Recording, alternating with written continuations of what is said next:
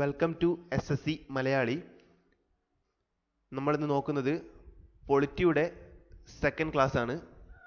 ആദ്യത്തെ ക്ലാസ്സിൽ നമ്മൾ historical background of constitution, constitution making, different sources of constitution, preamble, ഇത്രയും കാര്യങ്ങളാണ് ഡീറ്റെയിൽ ആയിട്ട് പഠിച്ചിട്ടുണ്ടായത്.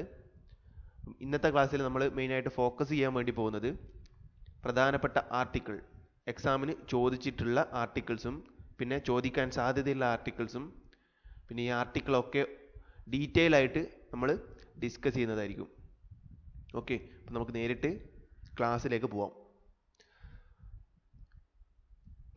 നമുക്കറിയാം, നിലവിലത്തെ കോൺസ്റ്റിറ്റ്യൂഷനിൽ, ഭരണഘടനയിൽ 448 ആർട്ടിക്കിൾസ് ആണുള്ളത്, 25 പാർട്സ് ആണുള്ളത്, 12 ഷെഡ്യൂൾ ആണുള്ളത്. ഇത് കഴിഞ്ഞ ക്ലാസ്സിൽ പറഞ്ഞ കാര്യമാണ്.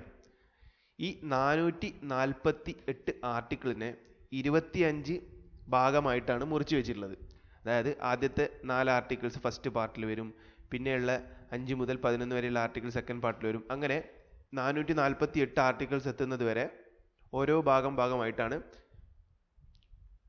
ചെയ്തിട്ടുള്ളത്. അപ്പോൾ അതിന് പറയുന്ന പേരാണ് പാർട്ട് എന്ന് പറയുന്നത്. നമ്മൾ ആദ്യം ഫസ്റ്റ് പാർട്ട് എന്താണ്, അതിലെന്തൊക്കെയാണ് ഉള്ളത്, അതിൽ ഉൾപ്പെട്ട പ്രധാനപ്പെട്ട ആർട്ടിക്കിൾ, ഇങ്ങനെയുള്ള കാര്യങ്ങളാണ് നോക്കാൻ വേണ്ടി പോകുന്നത്. നോക്കൂ, ആദ്യത്തെ പാർട്ട് 1. പാർട്ട് 1 സ്റ്റാർട്ട് ചെയ്യുന്നത് ആർട്ടിക്കിൾ 1 മുതൽ തന്നെയാണ്. ആർട്ടിക്കിൾ 1 മുതൽ ആർട്ടിക്കിൾ 4 വരെ ആദ്യത്തെ 4 ആർട്ടിക്കിൾ ഉൾപ്പെടുന്ന ഭാഗമാണ് പാർട്ട് 1. ഈ ഭാഗത്ത്, ഈ പാർട്ട് 1-ൽ പ്രധാനമായിട്ടും ഡിഫൈൻ ചെയ്തിരിക്കുന്നത് യൂണിയൻ ആൻഡ് ഇറ്റ്സ് ടെറിട്ടറി, അതായത് ഇന്ത്യ എന്ന രാജ്യവും അതിനുള്ളിലുള്ള എല്ലാ പ്രദേശങ്ങളും കുറിച്ചുള്ള ഡീറ്റെയിൽ ആയിട്ടുള്ള കാര്യങ്ങളാണ് ആദ്യത്തെ പാർട്ടിൽ ഡിസ്ക്രൈബ് ചെയ്തിട്ടുള്ളത്. ഓക്കെ, ഇനി ഈ ആദ്യത്തെ 4 ആർട്ടിക്കിളിൽ പ്രധാനപ്പെട്ട ആർട്ടിക്കിൾ, എക്സാമിന് ചോദിക്കാറുള്ള ആർട്ടിക്കിൾ എന്ന് പറയുന്നത് ആർട്ടിക്കിൾ 3 ആണ്. ഇതൊന്ന് എടുത്ത് നോട്ട് ചെയ്ത് വെച്ചേക്കുക. ആർട്ടിക്കിൾ 3 എന്ന് പറയുന്നത്, ആർട്ടിക്കിൾ 3 എന്താണ് പറയുന്നത്? Formation of new States, alteration of areas, boundaries or names of existing states. അതായത് പുതിയതായിട്ടൊരു സംസ്ഥാനം രൂപീകരിക്കുക ഇന്ത്യയുള്ളിൽ തന്നെ. നമ്മൾ കണ്ടില്ലേ, ആന്ധ്രാപ്രദേശ് തെലങ്കാനയായിരുന്നു, അത് 2 ഭാഗമായിട്ട് മാറ്റിയിട്ട് ഒന്ന് തെലങ്കാനയും ഒന്ന് ആന്ധ്രാപ്രദേശൊക്കെ ആക്കി. അതേപോലെ ഇങ്ങനെയുള്ള കാര്യങ്ങൾ, പുതിയതായിട്ട് സംസ്ഥാനങ്ങൾ രൂപീകരിക്കുന്ന കാര്യങ്ങൾ, നിലവിലുള്ള സംസ്ഥാനങ്ങളുടെ ഏരിയ, ബൗണ്ടറി, പേര്, ഇതൊക്കെ മാറ്റുന്ന കാര്യങ്ങൾ, പുതുതാക്കുന്ന കാര്യങ്ങൾ, ഇങ്ങനെയുള്ള കാര്യങ്ങളൊക്കെ പറഞ്ഞിട്ടുള്ളത് ആർട്ടിക്കിൾ 3-ലാണ്. ഓക്കെ, സോ ആർട്ടിക്കിൾ 3 എന്ന് പറയുന്നത് വളരെ ഇമ്പോർട്ടൻ്റ് ആണ്. ആർട്ടിക്കിൾ 3 എന്ന് വെച്ചാൽ formation of new states, alteration of areas, boundaries or names of existing states. Okay, part 1-ൽ ഇത്രയേ പറഞ്ഞിട്ടുള്ളൂ. ആർട്ടിക്കിൾ 1 മുതൽ 4 വരെയുള്ള ഭാഗമാണ് പാർട്ട് 1 എന്ന് പറയുന്നത്. ഇതിൽ പറഞ്ഞിട്ടുള്ളത് union and it's territory. Clear? ഇനി പാർട്ട് 2-ലേക്ക് പോവാം.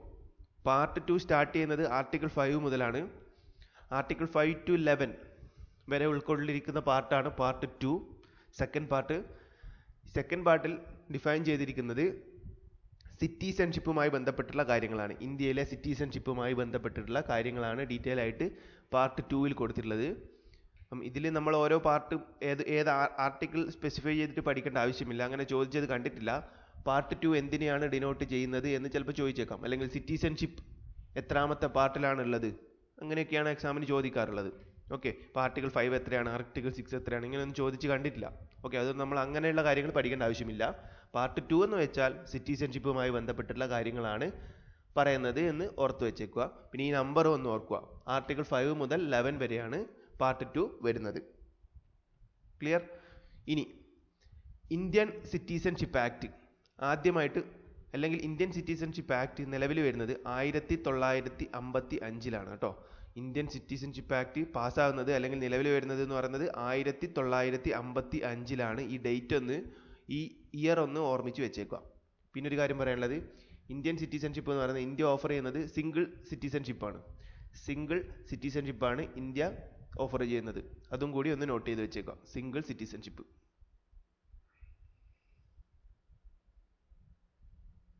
ഓക്കെ, പിന്നെ ഒരു കാര്യം പറയാനുള്ളത്, ഇന്ത്യൻ സിറ്റിസൺ ആവണമെങ്കിൽ, ഇന്ത്യയിൽ നിന്ന് സിറ്റിസൺഷിപ്പ് കിട്ടണമെങ്കിൽ 5 തരത്തിലാണ് കിട്ടാനുള്ള പോസിബിലിറ്റി ഉള്ളത്. 5 തരത്തിലാണ് സിറ്റിസൺഷിപ്പ് ഇന്ത്യയിൽ കിട്ടുക. അത് ഏതൊക്കെയാണെന്ന് നോക്കാം. ബി ഡിനോട്ട് ചെയ്യുന്നത് ബർത്ത്, ബൈ ബർത്ത്, ജന്മനാൽ ജനിക്കുമ്പോൾ തന്നെ ഇന്ത്യയിൽ സിറ്റിസൺഷിപ്പ് കിട്ടുന്നതാണ് ബൈ ബർത്ത് എന്ന് പറയുന്നത്, ബർത്ത്. 6 ഡിനോട്ട് ചെയ്യുന്നത് രജിസ്ട്രേഷൻ, രജിസ്റ്റർ ചെയ്തിട്ട് സിറ്റിസൺഷിപ്പ് എടുക്കുന്നതാണ് രജിസ്ട്രേഷൻ എന്ന് പറയുന്നത്. പിന്നെ ഐ ഡിനോട്ട് ചെയ്യുന്നത് എന്താണ്? Incorporation of territory, incorporation of territory എന്ന് വെച്ചാൽ പുതുതായിട്ട് രാജ്യത്തോട് ഏതെങ്കിലും സ്ഥലങ്ങൾ കൂട്ടിച്ചേർക്കുന്നുണ്ടെങ്കിൽ ആ കൂട്ടിച്ചേർത്ത സ്ഥലത്ത് താമസിക്കുന്ന ആൾക്കാർക്ക് ഇന്ത്യൻ സിറ്റിസൺഷിപ്പ് കിട്ടും എന്നാണ് അത് ഇൻഡിക്കേറ്റ് ചെയ്യുന്നത്. ക്ലിയർ അല്ലേ? പിന്നെ എന്ന് പറയുന്നത് നാച്ചുറലൈസേഷൻ,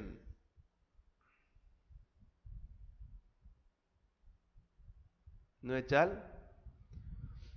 കുറേ കാലം നമ്മളെ രാജ്യത്ത് താമസിക്കുകയാണെങ്കിൽ അവർക്ക് ഇന്ത്യൻ സിറ്റിസൺഷിപ്പ് കിട്ടും.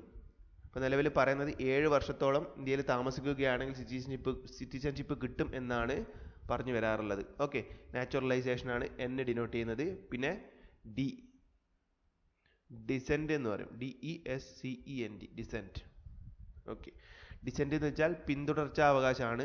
നമ്മുടെ അച്ഛനോ അമ്മയോ ഇന്ത്യയിൽ ജീവിച്ചിട്ടുണ്ടെങ്കിൽ അവരുടെ പിന്തുടർച്ച എന്ന രീതിയിൽ നമുക്ക് സിറ്റിസൺഷിപ്പ് കിട്ടും. അങ്ങനെയാണ് ഡിസെൻറ്റ് ഡിഫൈൻ ചെയ്തിട്ടുള്ളത്. സോ ഈ 5 രീതിയിലാണ് ബി ബർത്ത്, 5 രീതിയിലാണ് ഇന്ത്യയിൽ സിറ്റിസൺഷിപ്പ് അക്വയർ ചെയ്യാൻ വേണ്ടി പറ്റുക. Birth, registration, incorporation of territory, naturalisation, decent. Okay, ഇത് ഷോർട്ടായിട്ട് പഠിക്കാൻ വേണ്ടിയിട്ട് നമ്മൾ സാധാരണ IND റെപ്രസെൻ്റ് ചെയ്യാറ് ഇന്ത്യയെ ചുരുക്കി പറയുന്നതാണ് IND. BR ബ്രിട്ടീഷ് എന്ന് ഓർമ്മിച്ചാൽ മതി. So British India, British India എന്ന് ഓർമ്മിച്ചാൽ നമുക്ക് എന്ത് കിട്ടും? ഈ ഒരു ടേം കിട്ടും, BR British, IND India. Okay, അങ്ങനെയായി ഷോർട്ടായിട്ട് പഠിച്ചു വെച്ചേക്കുക. അത് ഇമ്പോർട്ടൻ്റ് ആയിട്ടുള്ള കാര്യമാണ്. ഈ 5 രീതിയിലാണ് എന്നുള്ളതും കൂടി ഒന്ന് ഓർമ്മിച്ച് വെച്ചേക്കുക. എത്ര തരത്തിൽ നമുക്ക് സിറ്റിസൺഷിപ്പ് കിട്ടാം എന്നും എക്സാമിന് ചോദിച്ചത് കണ്ടിട്ടുണ്ട്. ഓക്കെ, ഇനി അതേപോലെ തന്നെ സിറ്റിസൺഷിപ്പ് നഷ്ടപ്പെടാൻ 3 വഴിയാണുള്ളത്. 3 രീതിയിൽ സിറ്റിസൺഷിപ്പ് ഒരാൾക്ക് നഷ്ടപ്പെട്ടേക്കാം. അത് ഏതൊക്കെയാണെന്ന് നോക്കാം. RTD, R റെപ്രസെൻ്റ് ചെയ്യുന്നത് റെനൂൺസിയേഷൻ, T റെപ്രസെൻ്റ് ചെയ്യുന്നത് ടെർമിനേഷൻ, D റെപ്രസെൻ്റ് ചെയ്യുന്നത് ഡിപ്രിവേഷൻ.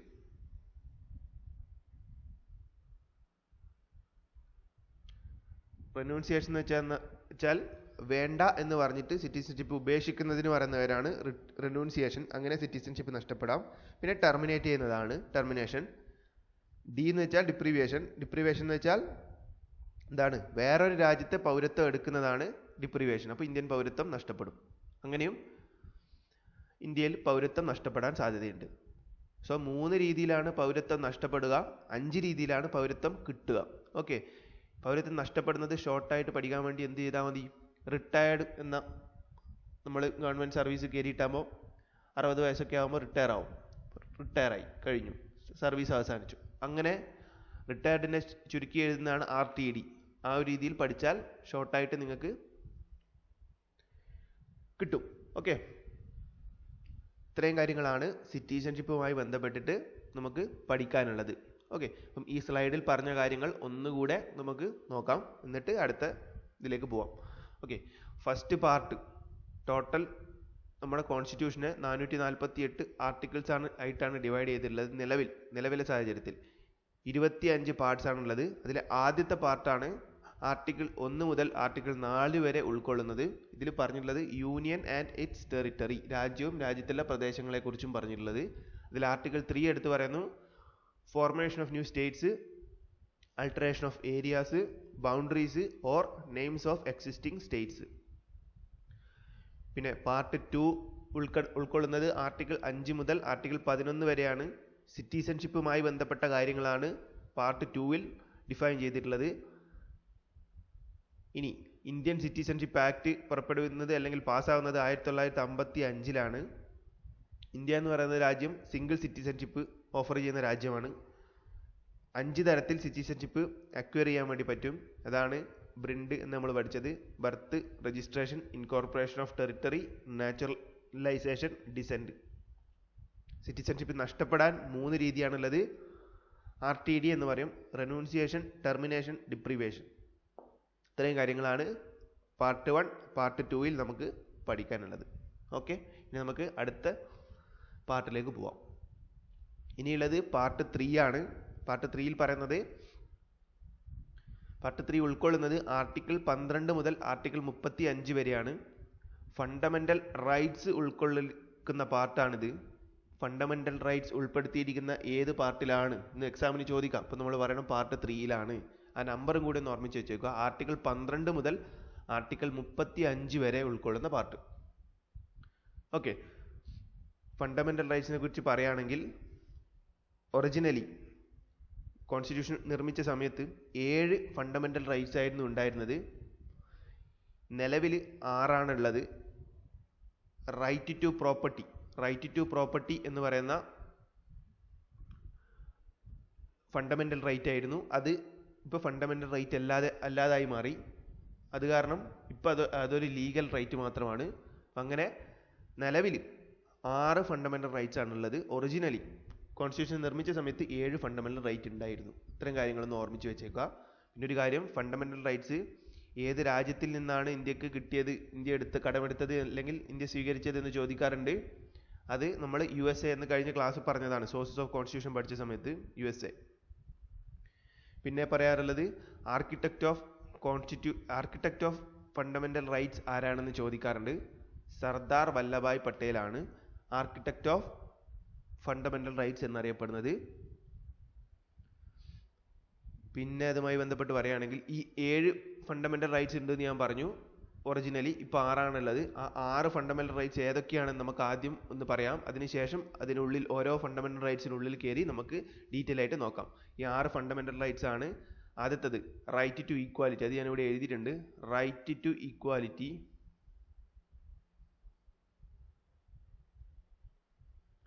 രണ്ടാമത് വരുന്ന ഫണ്ടമെന്റൽ റൈറ്റ്സ് ആണ് right to freedom.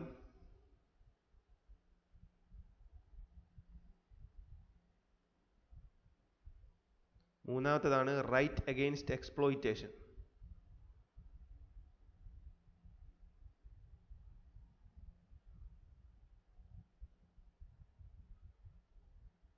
പിന്നെയുള്ളതാണ് cultural and educational rights.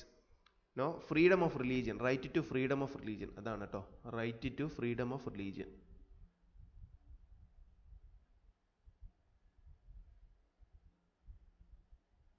അടുത്താണ് cultural and educational rights.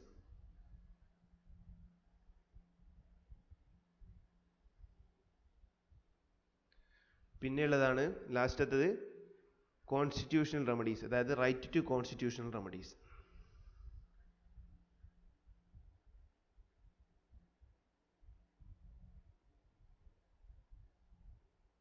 So ഇത്രയും റൈറ്റ്സ് ആണ്. 1 2 3 4 5 6 6 ഫണ്ടമെന്റൽ റൈറ്റ്സ് ആണ് നിലവിൽ കോൺസ്റ്റിറ്റ്യൂഷനിൽ ഉള്ളത്. അതിൽ ഓരോന്നും നമുക്ക് ഇനി ഡീറ്റെയിൽ ആയിട്ട് നോക്കാം. ആദ്യത്തേത് റൈറ്റ് ടു ഈക്വാലിറ്റി. അതാണ് ഈ പറഞ്ഞിട്ടുള്ളത്. ആർട്ടിക്കിൾ 14 മുതൽ ആർട്ടിക്കിൾ 18 വരെ വരുന്ന ഭാഗമാണ് റൈറ്റ് ടു ഈക്വാലിറ്റി എന്നറിയപ്പെടുന്നത്. ഇനി അതിൽ ഏതൊക്കെയാണെന്ന് നോക്കാം. ആർട്ടിക്കിൾ 14 എന്താണ് പറയുന്നത്? Equality before law. നിയമത്തിന് മുന്നിലുള്ള തുല്യത. എല്ലാവരും നിയമത്തിന് മുന്നിൽ തുല്യരാണ് എന്ന് പറയുന്ന ആർട്ടിക്കിളാണ് ആർട്ടിക്കിൾ 14. തെറ്റ് ആര് ചെയ്താലും ശിക്ഷിക്കപ്പെടണം, ആ ഒരു രീതിയിൽ പറയുന്നുണ്ടല്ലോ. അപ്പോൾ അതാണ് ആർട്ടിക്കിൾ 14 ഡിഫൈൻ ചെയ്തിട്ടുള്ളത്, ഇക്വാലിറ്റി ബിഫോർ ലോ. പിന്നെ ആർട്ടിക്കിൾ 15 ആണ്. ആർട്ടിക്കിൾ 15 പറയുന്നത് prohibition on discrimination on grounds of religion, race, caste, sex or place of birth. Religion, caste, sex, place of birth ഇതുമായി ബന്ധപ്പെട്ടൊന്നും ആരെയും ഒരിക്കലും ഡിസ്ക്രിമിനേറ്റ് ചെയ്യാൻ പാടില്ല എന്നാണ് ഈ ആർട്ടിക്കിളിൽ പറയുന്നത്. ആർട്ടിക്കിൾ 15 അതും ഇമ്പോർട്ടൻ്റ് ആയിട്ടുള്ള ആർട്ടിക്കിളാണ്. ഈ പറഞ്ഞിരിക്കുന്ന 5 ആർട്ടിക്കിളും ഇവിടെ തന്നിട്ടുള്ള 5 ആർട്ടിക്കിളും വളരെ ഇമ്പോർട്ടൻ്റ് ആണ്. ഇത് ഓരോ എക്സാമിനും മാറ്റി മാറ്റി ചോദിക്കാറുള്ളതാണ്. സോ എല്ലാം പഠിച്ചേക്കുക. ഓക്കെ, നമ്മൾ പറഞ്ഞു ആർട്ടിക്കിൾ 15 പറഞ്ഞു. ഇനി ആർട്ടിക്കിൾ 16 ആണ്. ആർട്ടിക്കിൾ 16 പറയുന്നത് equality of opportunity in matters of public employment. Public എംപ്ലോയ്മെൻറ്റുമായി ബന്ധപ്പെട്ടിട്ട്, തൊഴിലുമായി ബന്ധപ്പെട്ടിട്ട് എല്ലാവർക്കും തുല്യ അവസരം കിട്ടണം എന്ന രീതിയിലാണ്. ആർക്കും പാർഷ്യാലിറ്റി കാണിക്കാൻ പാടില്ല എന്നാണ് ആർട്ടിക്കിൾ 16 പറയുന്നത്. ആർട്ടിക്കിൾ 17 പറയുന്നത് അബോളിഷൻ ഓഫ് അൺടച്ചബിലിറ്റി ആണ്. Article 18 abolition of titles. Okay, article 14 മുതൽ 18 വരെ പഠിച്ചേക്കുക. എല്ലാം ഇമ്പോർട്ടൻ്റ് ആയിട്ടുള്ള ആർട്ടിക്കിൾസ് ആണ്. ക്ലിയർ? അപ്പം ഈ ആർട്ടിക്കിൾ 14 മുതൽ 18 വരെയുള്ള ആർട്ടിക്കിളിന് പറയുന്ന പേരാണെന്ത്? റൈറ്റ് ടു ഇക്വാലിറ്റി എന്നറിയപ്പെടുന്നത്. ഓക്കെ, ഇനി അടുത്ത ഫണ്ടമെന്റൽ റൈറ്റ് ഏതാണെന്ന് നമുക്ക് നോക്കാം. ആർട്ടിക്കിൾ 19 മുതൽ ആർട്ടിക്കിൾ 22 വരെ ഉൾക്കൊള്ളുന്നതാണ് അടുത്ത ഫണ്ടമെന്റൽ റൈറ്റ് എന്നറിയപ്പെടുന്നത്. സെക്കൻഡ് ഫണ്ടമെന്റൽ റൈറ്റ് അതാണ് എന്ത്? Right to freedom. Okay, right to freedom. അതിൽ ഏതൊക്കെയാണെന്ന് നോക്കാം. ആർട്ടിക്കിൾ 19 ആണ് ആദ്യത്തത്. ആർട്ടിക്കിൾ 19 ഇതിനെ പറ്റിയിട്ടാണ് പറയുന്നത്. Protection of certain rights regarding freedom of speech etcetera. Freedom of സ്പീച്ചും അതുപോലെയുള്ള കാര്യങ്ങളുമായിട്ടുള്ള സംഭവങ്ങളിൽ എന്ത് ചെയ്യുക? പ്രൊട്ടക്ഷൻ നടത്തുക, സംരക്ഷണം നടത്തുക. ഓക്കെ, റൈറ്റ് ടു സ്പീച്ച്, എനിക്ക് എന്തും സംസാരിക്കാനുള്ള അവകാശമുണ്ട്, അങ്ങനെയൊക്കെ പറയുന്നതാണ് ഫ്രീഡം ഓഫ് സ്പീച്ച്. ഇതുപോലുള്ള സംഭവങ്ങൾ ഉൾപ്പെട്ട ആർട്ടിക്കിളാണ് ആർട്ടിക്കിൾ 19. അതിൽ ഓരോന്നും നമുക്ക് നോക്കണം. 1, 2, 3, 6 ആർട്ടിക്കിൾ, 6 സെപ്പറേറ്റ് ആയിട്ട് 19 തന്നെ 6 സിംഗിളായിട്ട് ഡിവൈഡ് ചെയ്യാൻ പറ്റുന്ന ആർട്ടിക്കിൾസ് ഉണ്ട്. അതിൽ ഓരോന്നും നമുക്ക് നോക്കാം. ഇത് ഓരോന്നും ഇമ്പോർട്ടൻ്റ് ആയിട്ടുള്ള കാര്യമാണ്. ആർട്ടിക്കിൾ 19(1)(a) ഇങ്ങനെ തന്നെ പഠിച്ചേക്കുക. ആർട്ടിക്കിൾ 19 ബ്രാക്കറ്റിൽ 1, അത് കഴിഞ്ഞിട്ട് A. അത് പറയുന്നത് സ്പീച്ചുമായി ബന്ധപ്പെട്ടിട്ടുള്ള ആർട്ടിക്കിളാണ്. റൈറ്റ് ടു സ്പീച്ച് ഇതുമായി ബന്ധപ്പെട്ടുള്ള ആർട്ടിക്കിളാണ്. ആർട്ടിക്കിൾ 19(1)(b) പറയുന്നത് അസംബിൾ, കൂടിച്ചേരലുമായി ബന്ധപ്പെട്ടുള്ള ആർട്ടിക്കിൾ. ആർട്ടിക്കിൾ 19(1)(c) പറയുന്നത് അസോസിയേറ്റ് ആണ്. ആർട്ടിക്കിൾ 19(1)(d) പറയുന്നത് ട്രാവൽ. ഓക്കെ, ആർട്ടിക്കിൾ 19(1)(e) പറയുന്നത് സെറ്റിൽ. ആർട്ടിക്കിൾ 19(1)(f) ആദ്യം ഉണ്ടായിരുന്നു, അത് റൈറ്റ് ടു പ്രോപ്പർട്ടി ആയിരുന്നു. പക്ഷെ ഇപ്പോഴത് ഇല്ല. അതുകൊണ്ട് തന്നെ ഇതൊരു ഫണ്ടമെന്റൽ റൈറ്റ് അല്ല നിലവിൽ. അപ്പം അതുകൊണ്ടാണ് അതങ്ങ് എലിമിനേറ്റ് ചെയ്യുന്നത്. F ഇല്ല. ഓക്കെ, അതിനുശേഷം G ആണ് പ്രൊഫഷനുമായി ബന്ധപ്പെട്ടിട്ടുള്ള ഫ്രീഡം. ഓക്കെ, ഇത്രയാണ് ആർട്ടിക്കിൾ 19 വരുന്നത്. സബായിട്ട് ഡിവൈഡ് ചെയ്യുകയാണെങ്കിൽ 6 ആർട്ടിക്കിൾസ് ആണ് ആർട്ടിക്കിൾ 19 ഉൾപ്പെടുന്നത്. Okay, speech, assemble, associate, travel, settle, profession. ആദ്യം നമ്മൾ എന്തെങ്കിലും ഒരു കാര്യത്തിൽ ഷോർട്ടായിട്ട് പഠിക്കാൻ വേണ്ടിയിട്ട് എന്ത് ചെയ്താൽ മതി? ഒരു കാര്യം നമുക്ക് ആദ്യം ഒരു ഐഡിയ കിട്ടി. അപ്പം നമ്മൾ എന്ത് ചെയ്തു? ക്ലാസ്സിൽ പോയിട്ട്, നമ്മൾ പഠിക്കുന്ന ക്ലാസ്സിൽ പോയിട്ട് നമ്മൾ അത് ആദ്യം പറഞ്ഞു കൊടുക്കുന്നു, സ്പീച്ച് ചെയ്യുന്നു. ഓക്കെ, അതാണ് ആർട്ടിക്കിൾ 19(1)(a). അതിനുശേഷം എല്ലാ ആൾക്കാരും കൂടിയിരിക്കുന്നു, അതിനെപ്പറ്റി ചർച്ച ചെയ്യാൻ വേണ്ടി കൂടിയിരിക്കുന്നു, അസംബിൾ. അതിനുശേഷം ഒരു തീരുമാനമെടുക്കുന്നു, അസോസിയേറ്റ്. എല്ലാവരും കൂടി ഒരു തീരുമാനം എടുക്കുന്നതിനാണ് അസോസിയേറ്റ്. പിന്നെ എല്ലാവരും ട്രാവൽ ചെയ്യുന്നു, ആ തീരുമാനം നടപ്പിലാക്കാൻ വേണ്ടി ട്രാവൽ ചെയ്യുന്നു. ഓക്കെ, ആ സ്ഥലത്തേക്ക് ട്രാവൽ ചെയ്യുന്നു, അതാണ് ആർട്ടിക്കിൾ 19(1)(d) എന്ന് പറയുന്നത്. പിന്നെ ട്രാവൽ ചെയ്തിട്ട് ഒരു സ്ഥലത്തെത്തുന്നു, അവിടെ സെറ്റിലാവുന്നു. അതിനുശേഷം ലാസ്റ്റ് സെറ്റിലായതിനു ശേഷം അടുത്ത ദിവസം മുതൽ പ്രൊഫഷന് പോകുന്നു, ജോലിക്ക് പോകുന്നു. ആ ഒരു രീതിയിൽ പഠിച്ചു വെക്കുകയാണെങ്കിൽ ഓരോന്നും കിട്ടും. ശരിക്കും പറഞ്ഞാൽ ഇതൊക്കെ ഷോർട്ടായിട്ടാണ് ഞാൻ എഴുതിയിട്ടുള്ളത്. ഇതുമായി ബന്ധപ്പെട്ടുള്ള കാര്യങ്ങളാണ് ഈ ആർട്ടിക്കിളിൽ പറഞ്ഞിട്ടുണ്ടാവുക. ഇത്ര ഷോർട്ടായിട്ട് പഠിക്കുകയാണെങ്കിൽ ഓപ്ഷൻ കണ്ടാൽ നിങ്ങൾക്ക് എളുപ്പത്തിൽ എഴുതാൻ വേണ്ടി പറ്റും. ക്ലിയർ? യെസ്. ഇനി ആർട്ടിക്കിൾ 20 ആണ്. ആർട്ടിക്കിൾ 20 പറയുന്നത് protection in respect of conviction for offences. Protection in respect of conviction of offences. കുറ്റവാളികൾക്ക് കൊടുക്കേണ്ട സംരക്ഷണ ഇതുമായി ബന്ധപ്പെട്ട കാര്യങ്ങളാണ് ആർട്ടിക്കിൾ 20 പറയുന്നത്. അതായത് ഡബിൾ ജിയോപാഡി, ഒരു കുറ്റത്തിന് തന്നെ ഒന്നിൽ കൂടുതൽ തവണ ശിക്ഷിക്കുന്ന പരിപാടിയൊക്കെ ഉണ്ടല്ലോ, അപ്പോൾ അതൊന്നും പാടില്ല. അതിൽ നിന്നൊക്കെയുള്ള സംരക്ഷണം കുറ്റവാളികൾക്ക് നൽകുന്നതുമായി ബന്ധപ്പെട്ട ആർട്ടിക്കിളാണ് ആർട്ടിക്കിൾ 20 എന്ന് പറയുന്നത്. പിന്നെയുള്ളത് ആർട്ടിക്കിൾ 21 ആണ്. Protection of life and personal liberty, ജീവനും സ്വത്തിനും സംരക്ഷണം നൽകുന്ന ആർട്ടിക്കിളാണ് ആർട്ടിക്കിൾ 21 എന്നറിയപ്പെടുന്നത്. ആർട്ടിക്കിൾ 21(a) ആണ് right to education. Right to education എന്ന് പറയുന്ന ആർട്ടിക്കിൾ 21(a) എന്ന് കണ്ടോ, അതുകൊണ്ട് അമെൻമെൻറ്റ് വഴി വന്നതാണ് A റെപ്രസെൻറ്റ് ചെയ്യുന്നത്. 86ാമത്തെ അമെൻമെൻറ്റ് 2002 ഈ ആർട്ടിക്കിൾ ഉൾപ്പെടുത്തിയത്. അതൊക്കെ നമ്മൾ അമെൻമെൻറ്റിനെ പഠിക്കുമ്പോൾ ഡീറ്റെയിൽ ആയിട്ട് പഠിക്കാം. അപ്പോൾ ഓർമ്മിക്കുക, ആർട്ടിക്കിൾ 21(a) ഉദ്ദേശിക്കുന്നത് റൈറ്റ് ടു എഡ്യൂക്കേഷനുമായി ബന്ധപ്പെട്ട കാര്യങ്ങളാണ്. പിന്നെ ആർട്ടിക്കിൾ 22 പറയുന്നത് protection against arrest and detention in certain cases. അറസ്റ്റിൽ നിന്നും ഒക്കെ സംരക്ഷണം നൽകുന്ന ചില കേസിൽ നിന്ന് അറസ്റ്റ് നമുക്ക് വാറണ്ടൊന്നും നൽകാതെ അറസ്റ്റ് ചെയ്യാൻ പാടില്ല അങ്ങനെയൊക്കെ പറയുന്നുണ്ടല്ലോ. അതൊക്കെ ഉൾപ്പെടുന്ന ആർട്ടിക്കിളാണ് ഈ ആർട്ടിക്കിൾ 22 എന്ന് പറയുന്നത്. ആർട്ടിക്കിൾ 22 പിന്നെ പറയുന്നത്, ഈ ആർട്ടിക്കിൾ എന്ന് പറയുന്ന വേറൊരു പേരാണ് നെസസറി ഈവിൽ എന്ന് പറയുന്ന ആർട്ടിക്കിൾ ഏതാണെന്ന് ചോദിക്കാറുണ്ട്. നെസസറി ഈവിൽ എന്ന് പറയുന്ന ആർട്ടിക്കിളാണ് ആർട്ടിക്കിൾ 22. പിന്നെ പറയാനുള്ളത് പ്രിവെന്റീവ് ഡിറ്റൻഷൻ എന്ന് പറയുന്നത് 3 മാസമാണ്. അതായത് എന്താ പറയുക, മുൻകരുതൽ തടങ്കലിൽ വെക്കുന്ന പരിപാടി ഉണ്ടല്ലോ, പ്രിവെന്റീവ് ഡിറ്റൻഷൻ, കരുതൽ തടങ്കൽ, മുൻകരുതലല്ല കരുതൽ തടങ്കലിൽ വെക്കുന്ന ആ ഒരു പരിപാടിക്ക് പറയുന്നതാണ് പ്രിവെന്റീവ് ഡിറ്റൻഷൻ. അത് 3 മാസം വരെയാണ് മാക്സിമം ഉണ്ടാവാൻ പാടുള്ളൂ. അതായത് 3 മാസം വരെ ഒരാളെ കരുതൽ തടങ്കലിൽ മാക്സിമം വെക്കാൻ പാടുള്ളൂ എന്നാണ്. പിന്നെ ഒരു കാര്യം പറയാനുള്ളത്, ഒരാളെ ഒരു കേസുമായി ബന്ധപ്പെട്ട് പ്രതി എന്ന് സംരക്ഷിക്കുന്ന ഒരാളെ അറസ്റ്റ് ചെയ്താൽ ആ അറസ്റ്റ് ചെയ്ത ആളെ 24 മണിക്കൂറിനുള്ളിൽ മജിസ്ട്രേറ്റിൽ ഹാജരാക്കണം. അതും ഉൾപ്പെടുത്തിയുള്ള ആർട്ടിക്കിളാണ് ആർട്ടിക്കിൾ 22. ഓക്കെ, അത്രയും ആർട്ടിക്കിളാണ് റൈറ്റ് ടു ഫ്രീഡത്തിൽ ഉൾപ്പെടുന്നത്. എല്ലാം ഇമ്പോർട്ടൻ്റ് ആണ്, ഇമ്പോർട്ടൻ്റ് മാത്രമേ ഉൾപ്പെടുത്തുന്നുള്ളൂ. ഓക്കെ, ഇതൊക്കെ ചോദിച്ചിട്ടുള്ളതുമാണ്. ക്ലിയർ? സോ ഇത്രയും കാര്യങ്ങളാണ് ഈ ഒരു സ്ലൈഡിൽ പറയാനുള്ളത്. നമുക്ക് നേരത്തെ സ്ലൈഡും കൂടി ഒരു തവണ കൂടി നോക്കിയതിന് ശേഷം നമുക്ക് ഇങ്ങോട്ടേക്ക് വരാം. പാർട്ട് 3 ഫണ്ടമെന്റൽ റൈറ്റ്സ് ആണ്. ആർട്ടിക്കിൾ 12 മുതൽ 35 വരെ ഉൾപ്പെടുന്ന ഇതാണ് പാർട്ട് 3 എന്ന് പറയുന്നത്. ഫണ്ടമെന്റൽ റൈറ്റ്സ് ഒറിജിനലി 7 എണ്ണം ഉണ്ടായിരുന്നു, ഇപ്പോൾ 6 എണ്ണമേ ഉള്ളൂ. റൈറ്റ് ടു പ്രോപ്പർട്ടി ആണ് പഴയ പണ്ടുണ്ടായിരുന്ന ഫണ്ടമെന്റൽ റൈറ്റ്സിൽ നിന്ന് ഒഴിവാക്കിയ ഒരു ആർട്ടിക്കിൾ എന്ന് പറയുന്നത്. സർദാർ വല്ലഭായ് പട്ടേലാണ് ആർക്കിടെക്റ്റ് ഓഫ് ഫണ്ടമെന്റൽ റൈറ്റ്സ് എന്നറിയപ്പെടുന്നത്. യുണൈറ്റഡ് സ്റ്റേറ്റ്സ് ഓഫ് അമേരിക്കയിൽ നിന്നാണ് ഫണ്ടമെന്റൽ റൈറ്റ്സ് നമ്മൾ എടുത്തിട്ടുള്ളത്. ഫണ്ടമെന്റൽ റൈറ്റ്സിന് നമുക്ക് 6 കാറ്റഗറിയിലാണ് പെടുത്താൻ വേണ്ടി പറ്റുക. ഒന്നാണ് right to equality, second right to freedom, third right against exploitation, പിന്നെയുള്ളത് right to freedom of religion, cultural and educational rights, right to constitutional remedies. ഇതിൽ ഫസ്റ്റത്തേതാണ് റൈറ്റ് ടു ഇക്വാലിറ്റി. അതിൽ പെടുന്നതാണ് ആർട്ടിക്കിൾ 14 മുതൽ 18 വരെയുള്ളത്. ആർട്ടിക്കിൾ 14 പറയുന്നത് ഇക്വാലിറ്റി ബിഫോർ ലോ. ആർട്ടിക്കിൾ 15 പറയുന്നത് prohibition on discrimination on grounds of religion, race, caste, sex or place of birth. Article 16 പറയുന്നത് equality of opportunity in matters of public employment, തൊഴിൽ മേഖലയുമായി ബന്ധപ്പെട്ട കാര്യം. Article 17 പറയുന്നത് അബോളിഷൻ ഓഫ് അൺടച്ചബിലിറ്റി. ആർട്ടിക്കിൾ 18 പറയുന്നത് abolition of titles. ഇത്രയാണ് right to ഇക്വാലിറ്റിയിൽ പറഞ്ഞിട്ടുള്ളത്.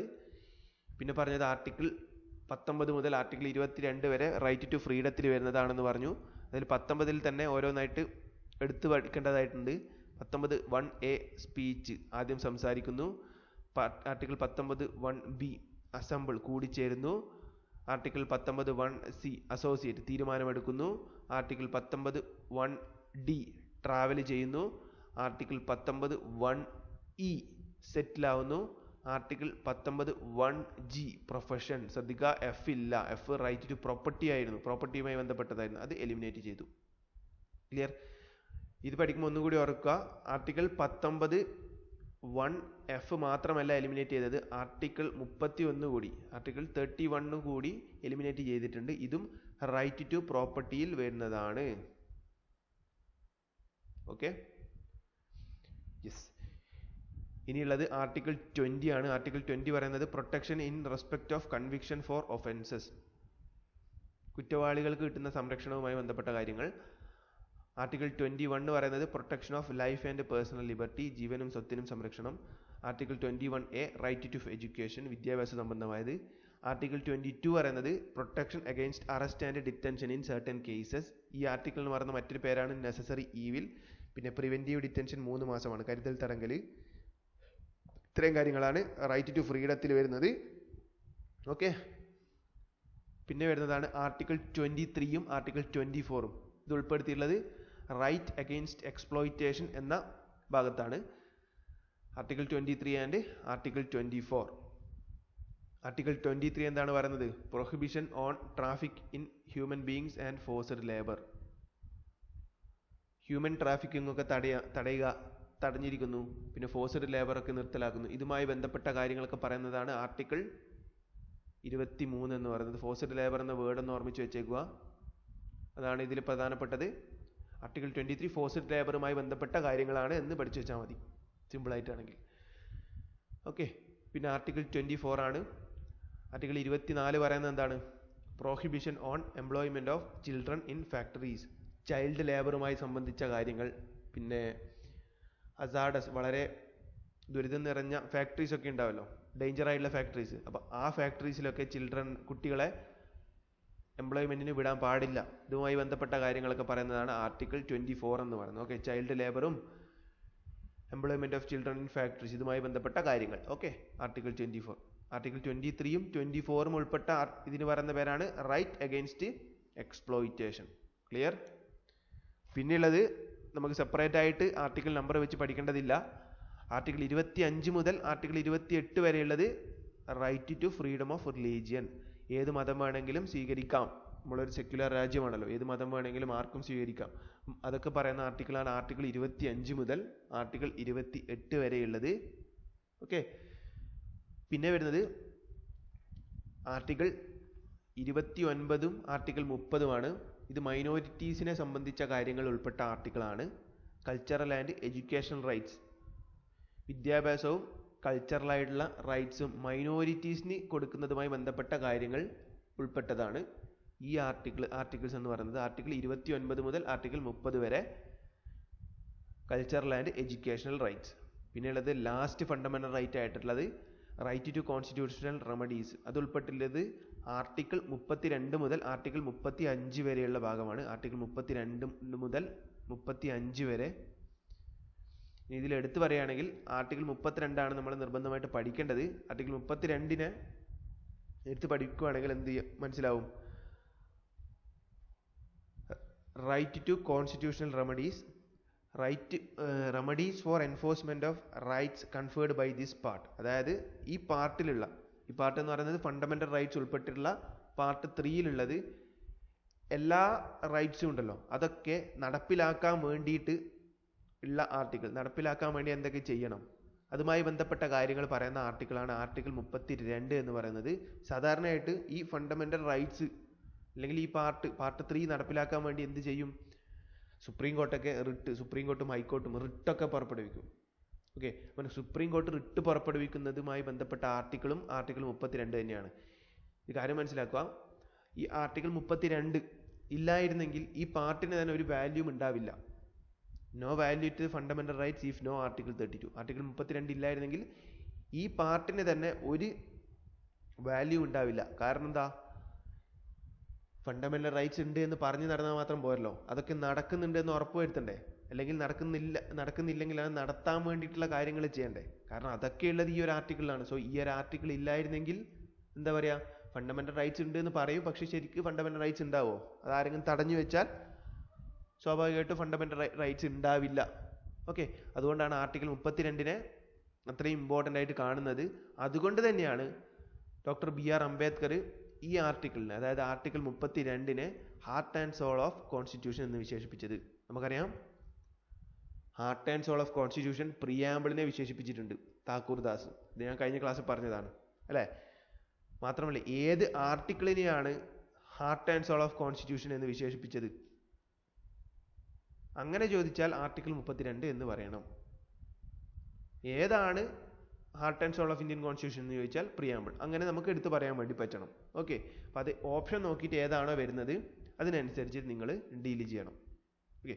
അത്രയും കാര്യങ്ങളാണ് ഇതുമായി ബന്ധപ്പെട്ട് പറയാനുള്ളത്. ആർട്ടിക്കിൾ 32 മുതൽ 35 വരെ റൈറ്റ് ടു കോൺസ്റ്റിറ്റ്യൂഷണൽ റെമഡീസ് ആണ് ഉൾപ്പെടുത്തിയിട്ടുള്ളത്. അതിൽ എടുത്തു പഠിക്കേണ്ടത് ആർട്ടിക്കിൾ 32 ആണ്. റിട്ട്, സുപ്രീം കോർട്ടിന് റിട്ട് പുറപ്പെടുവിക്കാനുള്ള അവകാശം, അതൊന്നും നോട്ട് ചെയ്ത് വെച്ചേക്കാം. ഓക്കെ. ഇത്രയും കാര്യങ്ങളാണ് ഫണ്ടമെന്റൽ റൈറ്റ്സുമായി ബന്ധപ്പെട്ടിട്ട് പറയാനുള്ളത്. ഇനി നമുക്കൊന്നുകൂടെ ഈ ഒരു പേജ് നമുക്കൊന്നുകൂടെ നോക്കാം. ആർട്ടിക്കിൾ 23ഉം ആർട്ടിക്കിൾ 24ഉം ഉൾപ്പെട്ടതാണ് റൈറ്റ് അഗെയിൻസ്റ്റ് എക്സ്പ്ലോയിറ്റേഷൻ. ആർട്ടിക്കിൾ 23 എന്ന് പറയുന്നത് prohibition of traffic in human beings and forced labour. Article 24 എന്ന് പറയുന്നത് prohibition of employment of children in factories, child labour, ഫാക്ടറീസിൽ ചിൽഡ്രനെ എംപ്ലോയ് ചെയ്യുന്നതൊക്കെ തടയാൻ വേണ്ടിയിട്ടുള്ള ആർട്ടിക്കിൾ. പിന്നെയുള്ളത് right to freedom of religion, അത് വരുന്നത് ആർട്ടിക്കിൾ 25 മുതൽ ആർട്ടിക്കിൾ 28 വരെയുള്ള ഭാഗമാണ്. ആർട്ടിക്കിൾ 29ഉം ആർട്ടിക്കിൾ 30ഉം പറയുന്നത് കൾച്ചറൽ ആൻഡ് എഡ്യൂക്കേഷണൽ റൈറ്റ്സ് ആണ്. മൈനോറിറ്റീസിന് എടുത്ത് പറയുന്നുണ്ട്. മൈനോറിറ്റീസിൻ്റെ കൾച്ചറൽ ആൻഡ് എഡ്യൂക്കേഷണൽ റൈറ്റ് ഉൾപ്പെട്ടിട്ടുള്ള ആർട്ടിക്കിളാണ് ആർട്ടിക്കിൾ 29ഉം ആർട്ടിക്കിൾ 30ഉം. പിന്നെ വരുന്നത് ലാസ്റ്റ് ഫണ്ടമെൻ്റൽ റൈറ്റ് ആയിട്ടുള്ള റൈറ്റ് ടു കോൺസ്റ്റിറ്റ്യൂഷണൽ റെമഡീസ് ആണ്. അത് ഉൾപ്പെടുന്നത് ആർട്ടിക്കിൾ 32 മുതൽ 35 വരെയാണ്. 32 പറയുന്നത് remedies for enforcement of rights conferred by this part, അതായത് ഫണ്ടമെൻ്റൽ റൈറ്റ്സിന് ഉൾപ്പെട്ട പാർട്ട്, അതുമായി ബന്ധപ്പെട്ടിട്ടുള്ള ആർട്ടിക്കിൾസ് എൻഫോഴ്സ് ചെയ്യാൻ വേണ്ടിയിട്ട് അല്ലെങ്കിൽ ആ ഫണ്ടമെൻ്റൽ റൈറ്റ്സ് നടപ്പിലാക്കാൻ വേണ്ടിയിട്ട് ചെയ്യേണ്ട കാര്യങ്ങൾ പറഞ്ഞിട്ടുള്ള ആർട്ടിക്കിളാണ് ആർട്ടിക്കിൾ 32. ഇതിലാണ് സുപ്രീം കോർട്ടിന് റിട്ട് പുറപ്പെടുവിക്കാനുള്ള അവകാശവും പറയുന്നത്. ഈ ഒരു ആർട്ടിക്കിൾ ഇല്ലായിരുന്നെങ്കിൽ ഫണ്ടമെൻ്റൽ റൈറ്റ്സിന് തന്നെ ഒരു വാല്യൂ ഉണ്ടാവില്ല എന്ന് ഞാൻ പറഞ്ഞു. അതൊന്ന് ഓർമ്മിച്ച് വെച്ചേക്കാം. ഈ ആർട്ടിക്കിൾ, അതായത് ആർട്ടിക്കിൾ 32നെയാണ് BR Ambedkar heart and soul of Indian constitution എന്ന് വിശേഷിപ്പിച്ചത്. ഇത്രയും കാര്യങ്ങൾ ഒന്ന് നോട്ട് ചെയ്ത് വെച്ചേക്കാം. ക്ലിയർ? ഇനി പറയാനുള്ളത് പാർട്ട് 4 ആണ്. പാർട്ട് 4 സ്റ്റാർട്ട് ചെയ്യുന്നത് ആർട്ടിക്കിൾ 36 മുതലാണ്, എൻഡ് ചെയ്യുന്നത് ആർട്ടിക്കിൾ 51ലേക്ക്. ആർട്ടിക്കിൾ 36 മുതൽ 51 വരെയുള്ള ഭാഗത്തിന് പറയുന്ന പേരാണ് പാർട്ട് 4. അതിൽ ഉൾപ്പെട്ടിട്ടുള്ള എന്താണ്? Directive principles of state policy. ആ സ്റ്റേറ്റ്മെൻറ്റ് അതേപോലെ തന്നെ പഠിക്കാൻ ഞാൻ പറഞ്ഞിട്ടുണ്ടായി. Directive principles of state policy. Okay, നമുക്കറിയാം directive principle of state policy ഏത് രാജ്യത്തിൽ നിന്ന് എടുത്തതാണെന്ന് ചോദിക്കാറുണ്ട്. ഇമ്പോർട്ടൻ്റ് ആണ്. അയർലാൻഡ് എന്ന രാജ്യത്തിൽ നിന്നാണ് directive principles of state policy എന്ന കോൺസെപ്റ്റ് എടുത്തത്. Okay, directive principles of state പോളിസിയിൽ ഉൾപ്പെടുന്ന കോൺസെപ്റ്റ് എന്ന് പറയുന്നത് എന്താണ്? Welfare state. വെൽഫെയർ സ്റ്റേറ്റ് എന്ന ആശയം ഉൾപ്പെട്ടിട്ടുള്ള പാർട്ടാണ് ഇത്, പാർട്ട് 4 എന്നറിയപ്പെടുന്ന directive principles of state policy. Okay, പിന്നെ ഒരു കാര്യം പറയാനുള്ളത്, ഈ ഡയറക്റ്റീവ് പ്രിൻസിപ്പിൾസ് ഓഫ് സ്റ്റേറ്റ് പോളിസിയിൽ കുറച്ച് ആർട്ടിക്കിൾസ് ഉണ്ട്. ആർട്ടിക്കിൾ 36 മുതൽ ആർട്ടിക്കിൾ 51 വരെ ഉണ്ട് എന്ന് പറഞ്ഞു. ഈ 36 51 ഇടയിലുള്ള ആർട്ടിക്കിൾസിനെ 3 കാറ്റഗറിയിലാണ് പെടുത്തിയിട്ടുള്ളത്. ഒന്ന് ഗാന്ധിയൻ പ്രിൻസിപ്പിൾസ്, പിന്നൊന്ന് സോഷ്യലിസ്റ്റ് പ്രിൻസിപ്പിൾസ്, പിന്നൊന്ന് ലിബറൽ പ്രിൻസിപ്പിൾസ്. ജസ്റ്റ് ഒന്ന് ഓർമ്മിക്കാൻ പറ്റുമെങ്കിൽ ഒന്ന് നോട്ട് ചെയ്ത് വെച്ചേക്കാം. ഓക്കെ, പിന്നെ ഈ ഡയറക്റ്റീവ് പ്രിൻസിപ്പിൾസ് ഓഫ് സ്റ്റേറ്റ് പോളിസിയെ ഡോക്ടർ BR അംബേദ്കർ വിശേഷിപ്പിച്ചിട്ടുണ്ട്. എന്താണ്? Novel features of Indian constitution. Novel feature of Indian constitution എന്ന് ഡോക്ടർ BR അംബേദ്കർ വിശേഷിപ്പിച്ച പാർട്ട് ഏതാണ്? വിശേഷിപ്പിച്ചത് എന്തിനെയാണ് എന്ന് ചോദിച്ചാൽ ഡയറക്റ്റീവ് പ്രിൻസിപ്പിൾസ് ഓഫ് സ്റ്റേറ്റ് പോളിസിയാണ്, അല്ലെങ്കിൽ പാർട്ട് 4നെയാണ് എന്ന് ഓർമ്മിച്ച് വെക്കുക. ക്ലിയർ? അത്രയും കാര്യങ്ങളാണ് ഡയറക്റ്റീവ് പ്രിൻസിപ്പിൾസിൻ്റെ ബേസിക് ആയിട്ട് പറയാനുള്ളത്. പിന്നെ ഇനി നമുക്ക് നോക്കാനുള്ളത് ഓരോ ഇമ്പോർട്ടൻ്റ് ആയിട്ട് ചോദിച്ചിട്ടുള്ള ഡയറക്റ്റീവ് പ്രിൻസിപ്പിൾസ് ഓഫ് സ്റ്റേറ്റ് പോളിസിയിൽ ചോദിച്ചിട്ടുള്ള ആർട്ടിക്കിൾസ് ആണ് നോക്കാനുള്ളത്. ഓക്കെ, അതിൽ ഫസ്റ്റത്തേതാണ് ആർട്ടിക്കിൾ 39A. ആർട്ടിക്കിൾ 39A പറയുന്നത് എന്താണ്? Equal justice and free legal aid. തുല്യനീതി, ഫ്രീ ആയിട്ട് ലീഗൽ സഹായം. അതായത് എല്ലാവർക്കും തുല്യമായിട്ടുള്ള നീതി കിട്ടണം, അതൊന്നാമത്തെ കാര്യം. രണ്ടാമത്തത് ലീഗലായിട്ട് കാര്യങ്ങൾ നീക്കാൻ പറ്റാത്ത ആൾക്കാർക്ക് അതിന് ഫ്രീ ആയിട്ട് ലീഗൽ സഹായം നൽകുക, പബ്ലിക് പ്രോസിക്യൂട്ടർക്ക് വെക്കുന്ന പരിപാടി. അതാണ് ആർട്ടിക്കിൾ 39 പറയുന്നത്, equal justice and free legal aid. Okay, പിന്നെ വരുന്നത് ആർട്ടിക്കിൾ 40 ആണ്. Article 40 organisation of village panchayat. Village panchayat നടത്താറുണ്ടല്ലോ, അപ്പോൾ അതൊക്കെ നടത്തുക എന്ന് പറഞ്ഞിട്ടുള്ള ആർട്ടിക്കിളാണ് ആർട്ടിക്കിൾ 40. ആർട്ടിക്കിൾ 40ലാണ് ഓർഗനൈസേഷൻ ഓഫ് വില്ലേജ് പഞ്ചായത്ത് ഉൾപ്പെട്ടിട്ടുള്ളത്. പിന്നെ ആർട്ടിക്കിൾ 44 ഇമ്പോർട്ടൻ്റ് ആണ്. 4 യൂണിഫോം ആണ്, ഒരേപോലെയാണ് അല്ലേ. അപ്പോൾ ആർട്ടിക്കിൾ 44 യൂണിഫോം സിവിൽ കോഡ് ആണ് എന്ന് ഓർമ്മിച്ച് വെച്ചേക്കുക. അത് ഇമ്പോർട്ടൻ്റ് ആണ്. അത് ഒന്ന് എക്സാമിനൊക്കെ ചോദിച്ചിട്ടുള്ളതാണ്. So article 44 uniform civil code ആണ്. ഓക്കെ, പിന്നെ വരുന്നത് ആർട്ടിക്കിൾ 49 ആണ്. ആർട്ടിക്കിൾ 49 പറയുന്നത് protection of monuments and places and objects of national importance. ദേശീയ പ്രാധാന്യമുള്ള സ്മാരകങ്ങളും സ്ഥലങ്ങളും ഒക്കെ സംരക്ഷിക്കുക. ഇതുമായി ബന്ധപ്പെട്ടിട്ട് പറഞ്ഞിട്ടുള്ള ആർട്ടിക്കിളാണ് ആർട്ടിക്കിൾ 49 എന്ന് പറയുന്നത്. Article 49 protection of monuments and places and objects of national importance. ദേശീയ പ്രാധാന്യമുള്ള സ്മാരകങ്ങളും സ്ഥലങ്ങളും സംരക്ഷിക്കുക.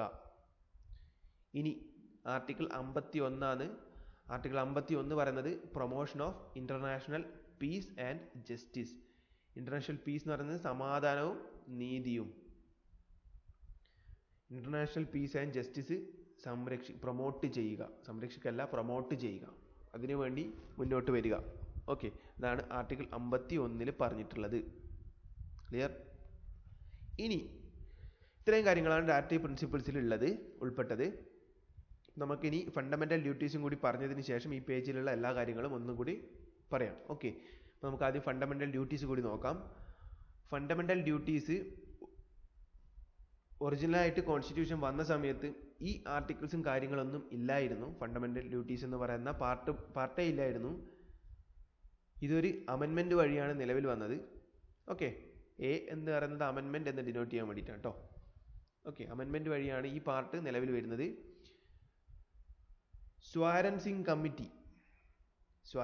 കമ്മിറ്റിയുടെ നിർദ്ദേശപ്രകാരം 1976 സ്വാരൻ സിംഗ് കമ്മിറ്റിയുടെ നിർദ്ദേശപ്രകാരം 1976 42ാമത് അമെൻമെന്റ് ആയിട്ടാണ് ഫണ്ടമെന്റൽ ഡ്യൂട്ടീസ് കോൺസ്റ്റിറ്റ്യൂഷനിൽ സ്ഥാനം പിടിക്കുന്നത്. സ്വാരൻ സിംഗ് കമ്മിറ്റിയുടെ നിർദ്ദേശപ്രകാരം 1976 42ാമത് കോൺസ്റ്റിറ്റ്യൂഷണൽ അമെൻമെന്റ് വഴിയാണ് ഫണ്ടമെന്റൽ ഡ്യൂട്ടീസ് കോൺസ്റ്റിറ്റ്യൂഷനിൽ ഭരണഘടനയിൽ സ്ഥാനം പിടിക്കുന്നത്. റഷ്യ എന്ന് പറയുന്ന റഷ്യ അല്ല, സോവിയറ്റ് യൂണിയൻ എന്ന് പറയുന്ന രാജ്യത്തിൽ നിന്നാണ് ഈ ഒരു കോൺസ്റ്റിറ്റ്യൂഷൻ അല്ലെങ്കിൽ ഈ ഒരു ഭാഗം ഫണ്ടമെന്റൽ ഡ്യൂട്ടീസ് എന്ന് പറയുന്ന ഭാഗം നമ്മൾ കടമെടുത്തിട്ടുള്ളത്. Soviet Union. ഓർക്കുക, ഫണ്ടമെന്റൽ റൈറ്റ്സ് ആണെങ്കിൽ USA, ഫണ്ടമെന്റൽ ഡ്യൂട്ടീസ് ആണെങ്കിൽ സോവിയറ്റ് യൂണിയൻ. ഇതൊന്നും ഓർമ്മിച്ച് വെച്ചേക്കുക കേട്ടോ, മാറിപ്പോകാൻ പാടില്ല. യെസ്. ഇനി 11 ഫണ്ടമെന്റൽ ഡ്യൂട്ടീസ് ആണ് ആകെ നമ്മൾ ഫോളോ ചെയ്യുന്നത്. 11 ഫണ്ടമെന്റൽ ഡ്യൂട്ടീസ് ആണ് ഇതിൽ ഉൾപ്പെടുത്തിയിട്ടുള്ളത്. 11 എണ്ണം.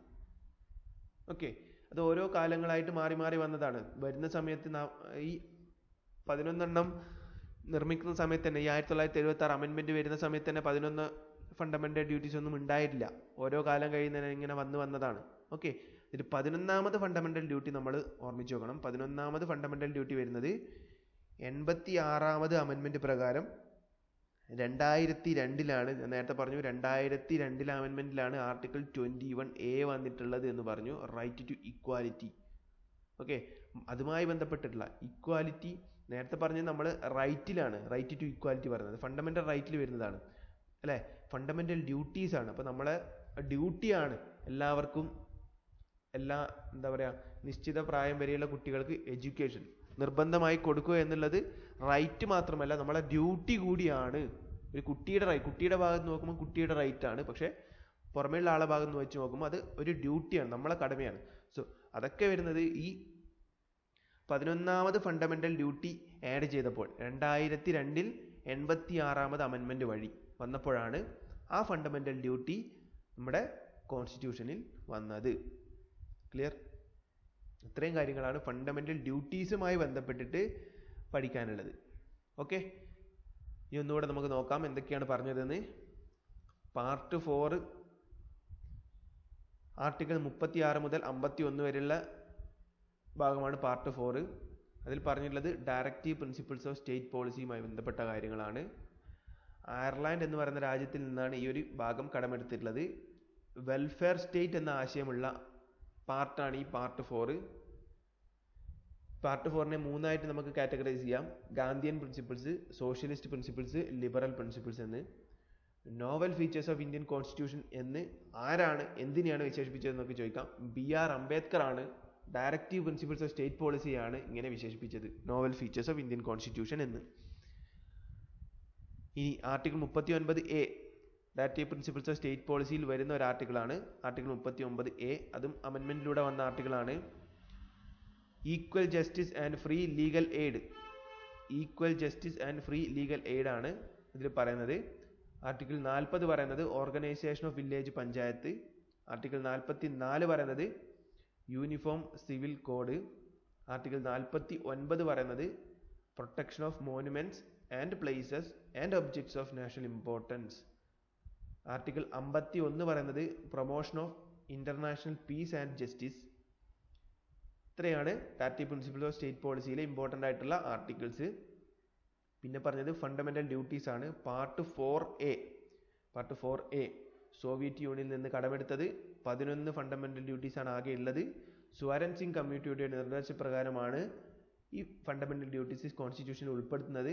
42ാമത് കോൺസ്റ്റിറ്റ്യൂഷൻ അമെൻമെന്റ് ആയിരുന്നു അത് 1976. ഓക്കെ, 11ാമത് ഫണ്ടമെന്റൽ ഡ്യൂട്ടിയാണ് 86ാമത് കോൺസ്റ്റിറ്റ്യൂഷൻ അമെൻമെന്റ് പ്രകാരം 2002 നടപ്പിലാക്കിയത്. എഡ്യൂക്കേഷൻ, വിദ്യാഭ്യാസവുമായി സംബന്ധിച്ച കാര്യങ്ങളാണ് അതിലുള്ളത്. 11ാമത് ഫണ്ടമെന്റൽ ഡ്യൂട്ടി. ക്ലിയർ? ഇത്രയും കാര്യങ്ങൾ നോട്ട് ചെയ്ത് വെച്ചേക്കാം. ഇനി നമ്മൾ അടുത്ത ഭാഗത്തേക്ക് പോകുന്നു. പാർട്ട് 5 ആർട്ടിക്കിൾ 52 മുതൽ ആർട്ടിക്കിൾ 151 വരെയുള്ള ഭാഗത്തിന് പറയുന്ന പേരാണ് പാർട്ട് 5. ഓക്കെ, ഇതിൽ പറയുന്നത് എന്താണ്? മെയിനായിട്ട് പറയുന്നത് ആർട്ടിക്കിൾ 52 മുതൽ 151 വരെയുള്ള ഭാഗത്ത് ഇതിനെ കുറിച്ചാണ് പറയുന്നത്. യൂണിയൻ ഗവൺമെന്റുമായി ബന്ധപ്പെട്ടിട്ടുള്ള കാര്യങ്ങൾ, കേന്ദ്ര ഗവൺമെന്റും അതുമായി ബന്ധപ്പെട്ടിട്ടുള്ള ഇന്ത്യൻ രാജ്യവുമായി ബന്ധപ്പെട്ടിട്ടുള്ള കാര്യങ്ങൾ പറയുന്നതാണ് ആർട്ടിക്കിൾ 52 മുതൽ ആർട്ടിക്കിൾ 151 വരെ യൂണിയൻ. ഓക്കെ, ഇനി ആർട്ടിക്കിൾ 52 എന്താണ് പറയുന്നത്? സ്റ്റാർട്ട് ചെയ്യുന്നത് ആർട്ടിക്കിൾ 52 മുതലാണ്. ആർട്ടിക്കിൾ 52 എന്താണ് പറയുന്നത്? President of India. ഇന്ത്യക്കൊരു പ്രസിഡന്റ് ഉണ്ട്. ആ പ്രസിഡന്റുമായി ബന്ധപ്പെട്ട കാര്യങ്ങൾ പറയാൻ തുടങ്ങുന്നത് ആർട്ടിക്കിൾ 52 മുതലാണ്. Okay, article 52 there shall be a president of India. ഇന്ത്യക്കൊരു പ്രസിഡന്റ് ഉണ്ട്. ഓക്കെ, പ്രസിഡന്റിന്റെ കാര്യം പറഞ്ഞ സ്ഥിതിക്ക് നമുക്ക് ആ പ്രസിഡന്റുമായി ബന്ധപ്പെട്ട കാര്യങ്ങളൊക്കെ അങ്ങ് പറഞ്ഞു പോവാം അല്ലേ? പിന്നെ ലാസ്റ്റോട്ടേക്ക് ആക്കണ്ടല്ലോ. അപ്പോൾ അത് വെച്ച് അത് തന്നെ ഇപ്പം തന്നെ പറഞ്ഞു പോവാം. പ്രസിഡന്റ് ആരാണ്? പ്രസിഡന്റിനെ നമ്മൾ ഡിഫൈൻ ചെയ്യുന്നത് is the first citizen of India. ഇന്ത്യയിലെ ആദ്യത്തെ സിറ്റിസൺ എന്നറിയപ്പെടുന്ന ആരാണ്? പ്രസിഡന്റ് ആണ്. പ്രസിഡന്റ് ആണ് ഇന്ത്യയുടെ തന്നെ ആദ്യത്തെ സിറ്റിസൺ എന്ന് അറിയപ്പെടുന്നത്. First citizen, who is the first citizen of India ചോദിക്കാം, പ്രസിഡന്റ്. ഓക്കെ, പിന്നെ പറയാനുള്ളത് പ്രസിഡന്റിനെ പിന്നെയും കുറേ വിശേഷണങ്ങളുണ്ട്. അതൊക്കെ ഏതൊക്കെയാണ് നമുക്ക് നോക്കാം. ഒന്ന്, ഡി ജൂർ ഹെഡ് എന്നറിയപ്പെടുന്നത് ആരാണ്? പ്രസിഡന്റ് ആണ്. ഹെഡ് ഓഫ് സ്റ്റേറ്റ് എന്നറിയപ്പെടുന്ന ആരാണ്? പ്രസിഡന്റ് ആണ്. കോൺസ്റ്റിറ്റ്യൂഷണൽ ഹെഡ് ആരാണ്? പ്രസിഡന്റ് ആണ്. ഓക്കെ, ഡി ജൂർ ഹെഡ് എന്ന് വെച്ചാൽ കോൺസ്റ്റിറ്റ്യൂഷൻ പ്രകാരമുള്ള ഹെഡ്, കോൺസ്റ്റിറ്റ്യൂഷൻ പ്രകാരം നിയമപ്രകാരമുള്ള ഹെഡ്, തലവൻ എന്നറിയപ്പെടുന്നത് പ്രസിഡന്റ് ആണ്. പക്ഷെ നമുക്കറിയാം നിയമപ്രകാരം പ്രസിഡന്റിന് കാര്യമായ രീതിയിൽ വലിയൊരു റോള് നമ്മളെ ഇതിലില്ല എന്ന് നമുക്കറിയാം. സത്യം പറഞ്ഞാൽ അവിടെ ഒരു സ്ഥാനമുണ്ട്, ഏത് ബില്ലും പാസ്സാവണമെങ്കിൽ അദ്ദേഹം ഒപ്പുവെക്കണം, ഇങ്ങനെയൊക്കെ ഉണ്ടെങ്കിലും പ്രസിഡന്റിന് ഉള്ള ഇത് ലിമിറ്റഡ് ആയിട്ടുള്ള പവറാണ്. സത്യം പറഞ്ഞാൽ കുറേ പവർ ഉണ്ട്, ഓക്കെ, സത്യമാണ്. പക്ഷെ എന്നാലും പ്രസിഡന്റിന് പ്രൈം മിനിസ്റ്റർ എത്രത്തോളമുള്ള പവർ വരുന്നില്ല എന്ന് നമുക്ക് പറയാം. കോൺസ്റ്റിറ്റ്യൂഷൻ ബോഡി, കോൺസ്റ്റിറ്റ്യൂഷണൽ ഹെഡ് എന്നറിയപ്പെടുന്നത് പ്രസിഡന്റ് ആണെങ്കിലും de jure head, okay, de facto head, the real head ആരാണ്? പ്രൈം മിനിസ്റ്റർ ആണ്. പ്രൈം മിനിസ്റ്റർ ആണ് റിയൽ ഹെഡ്. കോൺസ്റ്റിറ്റ്യൂഷണൽ ഹെഡ് മാത്രമാണ് പ്രസിഡന്റ്. ക്ലിയർ? ഇനി ഹെഡ് ഓഫ് സ്റ്റേറ്റ് എന്നൊരു പേരും കൂടി പ്രസിഡന്റിന് കൊടുത്തിട്ടുണ്ട്. ഹെഡ് ഓഫ് സ്റ്റേറ്റ് എന്ന് ചോദിക്കും. Who is head of state? Chief minister എന്ന് എഴുതാൻ പാടില്ല, തെറ്റാണ്. ഹെഡ് ഓഫ് സ്റ്റേറ്റ് എന്ന് പറയുന്നത് പ്രസിഡന്റ് ആണ്. മറ്റ് വിശേഷണങ്ങളാണ് ഇനി നോക്കാനുള്ളത്. The formal head of executives. എക്സിക്യൂട്ടീവ്സിന്റെ ഫോർമൽ ഹെഡ് ആരാണ് ചോദിക്കാറുണ്ട്. എക്സിക്യൂട്ടീവ്സിന്റെ ഫോർമൽ ഹെഡ് ആരാണ്?